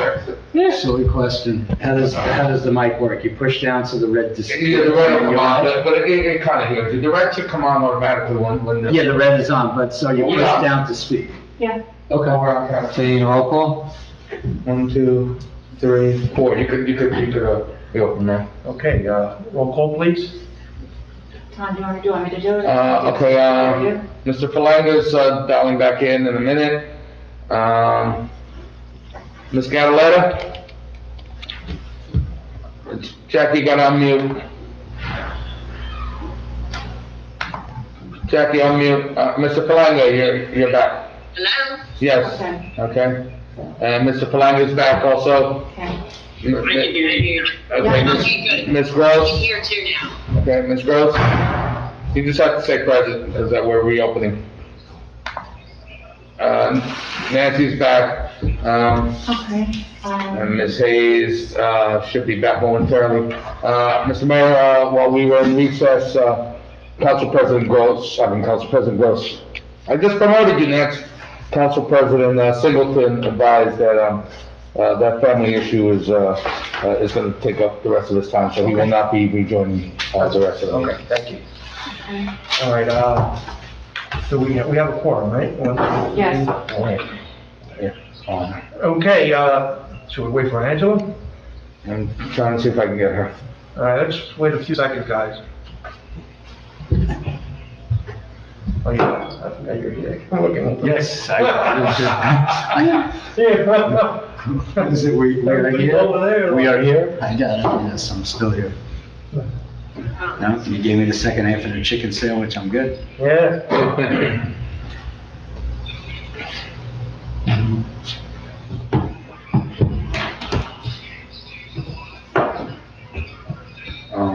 I'm not sure, sir.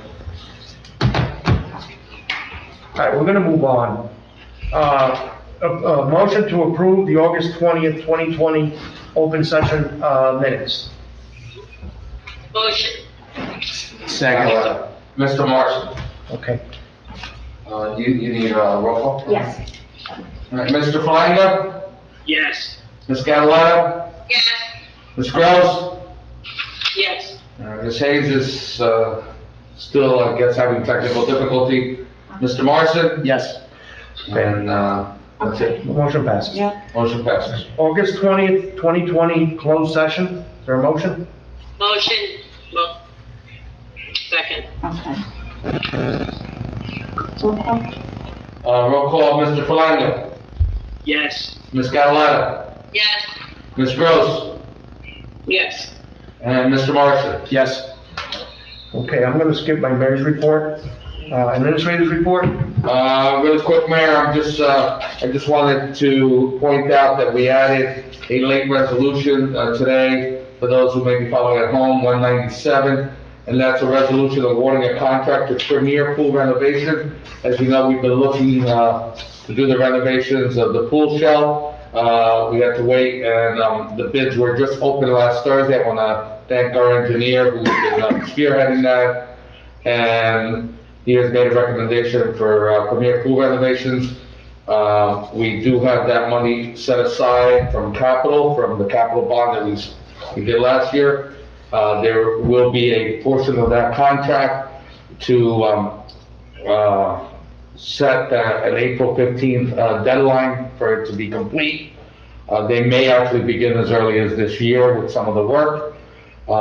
So once approved tonight, then we can finalize the contract and move forward on that portion. And unless anyone has any questions on any of the other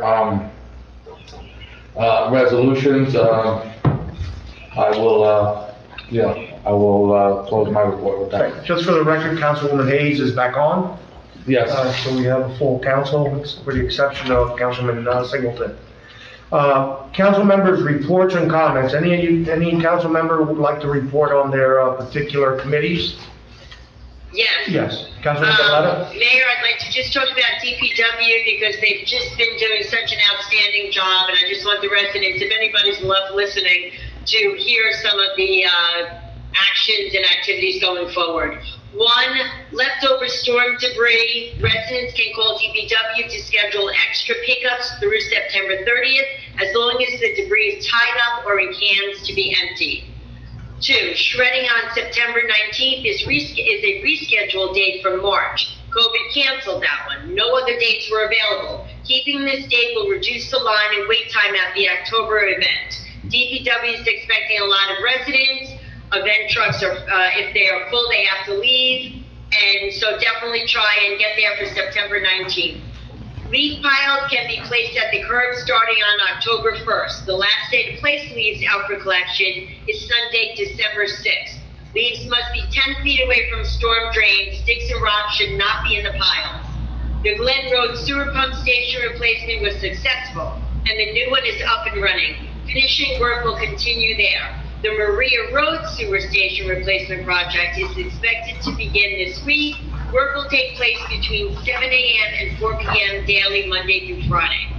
And lastly, residents are advised to check the website for changes to bulky cleanup collections beginning October 1st through December 31st. Important changes are posted on the website, and continually check the website for updates and info. And one last thing, I would just also like to thank Elizabeth Calderon for helping to get the banner that is up at the train station.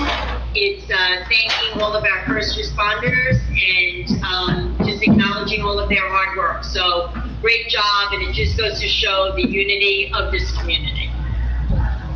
Mayor, if I could just clarify, Councilwoman pointed out the shred day this coming Saturday. We are very aware that that is Rosh Hashanah. Unfortunately, that date was given to us by the county when we had to change the March date, so we had no choice. And the reason we're keeping it is, and we understand we're trying to be very respectful, but if we do not keep it, we're afraid that we're not going to have enough on October, because the way shredding works, once the truck is full, they're done. So even though we have it for 3 or 4 hours, there have been times when that truck will fill up in less time than that. With everyone doing spring cleanup, or shall we say pandemic cleanup, we anticipate that both dates will actually be well utilized. So we are sensitive to that fact, and we appreciate it. I know a couple of folks that called us, we noticed that early on, but that's, that's what we had to do. And the only other thing I will add to the DPW, we keep stressing it. I know Councilwoman Gross has mentioned this in the past, as has Councilwoman Gadaletta. Recycle Coach. It's an app that you could download. It's on our website. Just like other, we have other things to keep you informed.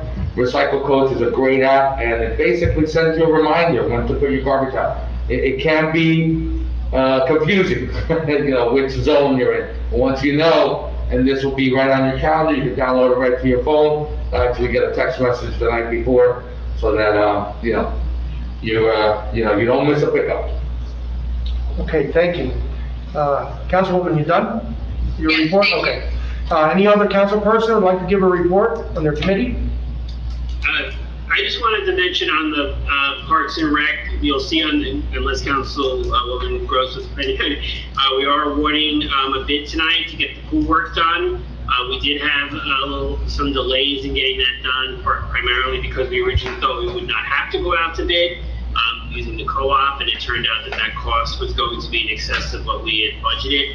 So the bid that was awarded is below what we budgeted, and the contract will be awarded tonight. And as I understand it, the work will hopefully start this fall, but it is a condition of the contract that it be completed before Memorial Day of next year. So the pool will hopefully be brand spanking new and ready for reopening next year, please.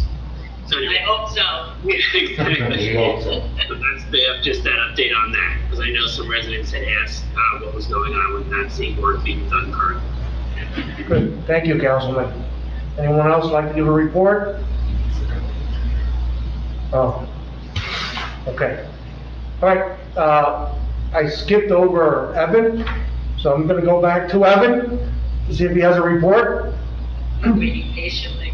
I take no offense, Mayor, don't worry. Unfortunately, Tom and Councilman Gadaletta really covered my two main points for the pool shell award, which is up for your consideration tonight. As Councilman Palango mentioned, the contract was written so that the contract by April 15th of next year, which gives the rec department and the pool vendors time to provide the right chemicals and open the pool up, which takes upwards of a month. So that should be probably getting underway shortly, weather depending. Otherwise, they'll be having a busy spring in anticipation of opening that up. And as Councilman Gadaletta mentioned, the Glen Road project, the pump station is finally complete. And as you mentioned, they'll be back onto Maria Road. Construction is expected to take about 2 weeks. But obviously, things come up and weather delays could be there, so we'll give an update by the next meeting. That's all I have. Thank you, Evan. Thank you, Evan. You could sign off now too, if you like. And one more thing, the pool cover should be delivered within the next week or so. So that, depending on when the actual start of the shell work occurs, we likely would not be putting on the new cover yet because we're about to redo the whole pool. So we might let that the other one last the winter for now. I'm not entirely sure, but by the next meeting we'll have an update on this. Thank you. Thank you, Evan. Okay, there's no correspondence to discuss. Now we're going to move on to the ordinances. Public hearing ordinance number 20-03. Who could read that title? Ben? I'm here. An ordinance to amend chapter 326 entitled Streets and Sidewalks of the Borough Code of the Borough of Woodcliff Lake, State of New Jersey. So that's a motion to adopt. I need a second. Is there a second? Motion to adopt. Catalano? Okay, so Now we need a public To the public. Yep, Now we need only for this ordinance only. that's it. Motion to open to the public to discuss ordinance 20-03. Is there a motion to open? Motion. Ms. Catalano, Second. Mr. Morrison, all in favor to open to the public for this ordinance only? Yes. Yes. All right. No, none opposed. We are open to the public If you're on Zoom, you could, raise your hand if you want to be heard. Only on this ordinance, it's only on ordinance 20-03. Or the phone is back on, 201-391-4977, extension 203.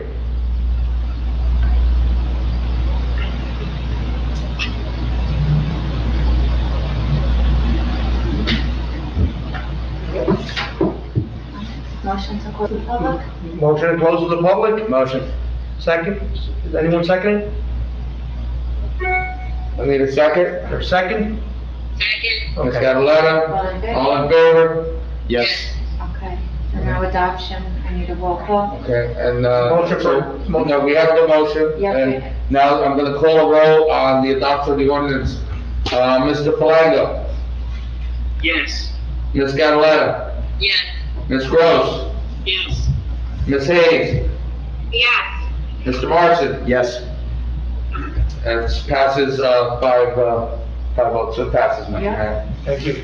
Okay, moving on, consent agenda. Motion to accept the consent agenda? Motion. Ms. Cataletta, Is there a second? Second. Ms. Gross. Any discussion on any? Okay, I'll call the roll. Mr. Palango, Yes. Ms. Cataletta, Yes.